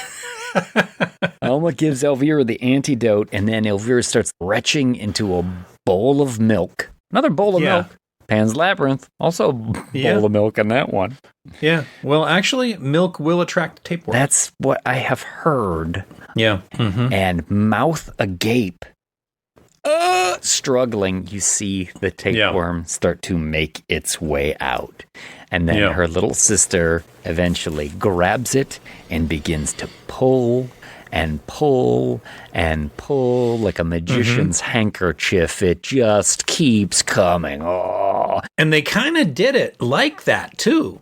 They had an apparatus that would fit into her mouth. Really? That was almost like a pulley. And you would feed the tapeworm into it, and then they digitally erased the side where it's being fed into her mouth and just had it coming out of her mouth. So they could do a really long take of pulling something, what looks like coming out of her throat. It is and hard. They also to had watch. a half head of her that they could puppeteer a tapeworm out of, that they comped into her. So they have like eyes and down to like shoulders, right? And it's hollow in the back, and they can feed the tapeworm puppet out the front so you can get the wiggling and the moving. And then it's cut to the one where she's got it in her mouth, where her sister's pulling on it. Really, really well done. God. Yeah. And there's even a moment, too, where like the sister's pulling and pulling and then gets stuck. And she yanks a little harder and then just like unravels like a coil of rope comes out of her mouth. Like blah, blah, blah, blah, blah, bunch of them. Is it a bunch of them, or is it one that's just wound all around itself, and so it gets pulled out like a big knot of tapeworm? Maybe it was just one, but it looked like a fucking awful lot. Regardless, it is gross. It is so hard. And also, kudos to the actress here, because when you have to maintain that sort of tension and screaming, you really have to find a way to be able to do that for multiple takes so you don't end up hurting yourself. You know, because she's sitting there straining so hard as this thing is being pulled out of her, and sells it so well. I heard this movie was very torturous for her to make. Like, she went through a lot of very painful things. And interesting. That it was a lot of just tough stuff that she had to deal with. They said that when they fit her for the nose brace, which she wore a lot, she had a hard time breathing, and it hurt, and it was a big deal. I mean, I don't know. As far as I'm concerned, nobody should be suffering that much for their art where they actually go through physical pain. Someone's not doing their job right. Yeah. You better figure that shit out. But kudos to her for really leaning into it and really going deep. And this is her first movie, too. Rolling with it. Wow. This is her first feature well film. done. Yeah. The writer-director and her, both newcomers. And they both have a long career. Oh, my gosh. Smashed it out of the park. Both of them. Yeah. After she's got this thing pulled out, I mean, she is wretched, right? She's got a broken tooth, broken nose, clumps of hair missing. She's just had this thing pulled out of her. but somehow looks better. Somehow there's just like this relief. Looks of oh, there's a slight bit of happiness to her. There is, and we'll get carried through, right? And that thing I watched about like swallowing the tapeworm egg was like swallowing the lie. This is the moment where once it's expelled, she's free of that kind of bullshit. Yeah. Almost like we're out of here. She sneaks around. She finds some of Agnes's old valuables, like old jewelry, and she's going to grab that so they have a little money to get out. And they can make it to the catches border. eyes with their mom, who is in the bedroom that she's in with a fella and his erect penis right there. Yeah. And she's watching as she takes the jewelry as her mom just starts going down on him. Yeah. Mom's like, okay, we all got to do what we got to do. Weird recognition of their stations and where they're headed. And it's really troubling and sad. It is. And graphic. Yeah. Well, as they're leaving the house, Elvira can hardly walk, but her sister is helping her down the stairs, like crawling out of the place. They both give this like little bit of a giggle with each other, we're finally free. And they get on a horse and they ride away. And as they ride out into the distance, you see on the lawn of the house there's that pan of milk that the tapeworm was in, and a couple of crows are pulling at it to get the bits of the tapeworm as they pull this thing apart. Freeze frame. And then it says what I guess is the Norwegian word for the end. Yeah, but it said slut. Slut. Yeah. It's a weird coincidence. It was worth a laugh at the end, for sure. It was. Oh, my gosh. And that is the Ugly Stepsister. Yeah, that's the whole damn thing right What there. A ride. Fearless in so many ways. Really enjoyable movie. It is. And also not. Yes. Probably had me gripping the sides of the chair more than anything I've seen in a long time. Yeah. My first watch through, there was definitely a lot of, oh, shit. Yeah. Just like, oh, gross. Oh, ouch. Yeah. Oh, please don't. Oh, you're going to do it. Oh, gosh. Good stuff. For me, that's what you want, that movie. Yeah. It was on point with its message. It was really well done, directed, acted. Yeah. For me, at a 7.5, it's close to what you want. Yeah. Only because you might not ever watch it again. Yeah. But I mean, I've seen it twice. Yeah. Well, we like to watch things. I'm nobody's fool. Okay. Oh, here's some more Cinderella references. You're welcome, 80s metal fans. Oh, yeah. Before we go, though, you know what we have to do? It's been a while. Shout out! Yeah! That was right on point. You want to start it out? Yeah. I want to say a special thank you to one of our two newest supporters, Paul Marks. He wants head for the whole year. What do you think of that? Oh, hey, all right. Thanks, Paul. We'll do our best. And also, let's thank Jason McCoy, who joined at the whole damn thing. And Jason also wrote a nice review on iTunes. So thank you, Jason. Be like Jason. Much appreciated. Be like Jason. Write a review. Then we're going to go back and thank some of these people who've been with us for a while. Gabriel Roth. Gabriel, the $4 whole damn thing level. Thank you so much, Thanks. Gabe. Thanks, you know Gabe. Gabriel? I do. It's Gabe. Yeah. Thank you, Gabe. And then Patrick O'Leary. No relation to Mrs. O'Leary, whose cow started the Chicago Fire. No relation. Patrick joined? I don't think so. That would be wild. I'll ask him. Okay, excellent. And while you do, thank him for joining at the $4 whole damn thing level. And Matt Allen. $4 the whole damn thing. Thank you so much, Matt. We really appreciate it. You know who pays for the show and supports it besides Mom? Well, I do know a couple people, but is there someone specific you have in mind? The announcer. Tyler, our announcer, supports the show. Thank you, Tyler, thank for you. Everything you do, for all the quips you give, and the shenanigans and nonsense. And thank you. Thank you, Tyler, Lots for the of support. shenanigans. Also, Jonathan Cohn, thank you very much for supporting the show. At the tail. Want a little tail? Got a little tail. Thank you. Where else can you get tail for $2? I know, right?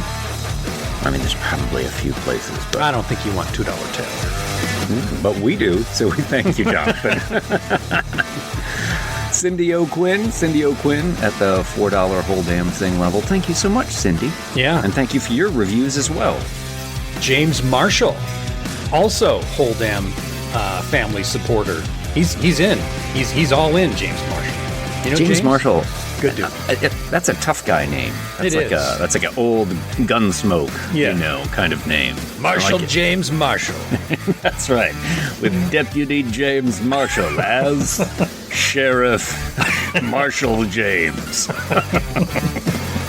And then Lindsay Wolf, thank you so much, Lindsay, for joining at the $4 whole damn thing level. Lindsay has done a lot of little sound bites and audio clips for us, some of the interstitial things we do, and more work in the new year, Lindsay. More work. I think we'll have more things for you to do. Yeah, absolutely. Thank you so much, Lindsay. We really appreciate it. Thank you. We love our supporters. Again, if you're not a Patreon supporter, please go over to patreon.com. Find us the whole damn thing at patreon.com and give a little, give a lot, give whatever you can. This show's supported by you. Thank you. Thank you. Shout out! Shout out! Yeah! I think for this episode, that's pretty much pumpkin time. Oh. Tyler turn us into a pumpkin? He said quizzically. Tyler, bring the slipper. Well done. And wipe the jizz off your trousers. Oh. Did you really have to take it that far? No. The head, the tail, the whole damn thing. Well, that wraps up another episode of The Head, the Tail, the whole damn thing with industry professionals Mike D. McCarthy and James Knight. I'm your announcer, Tyler Patton. Join us next week for our giant reptile episode featuring Alligator from 1980 and Anaconda from 2025. You know, the new one. The funny one.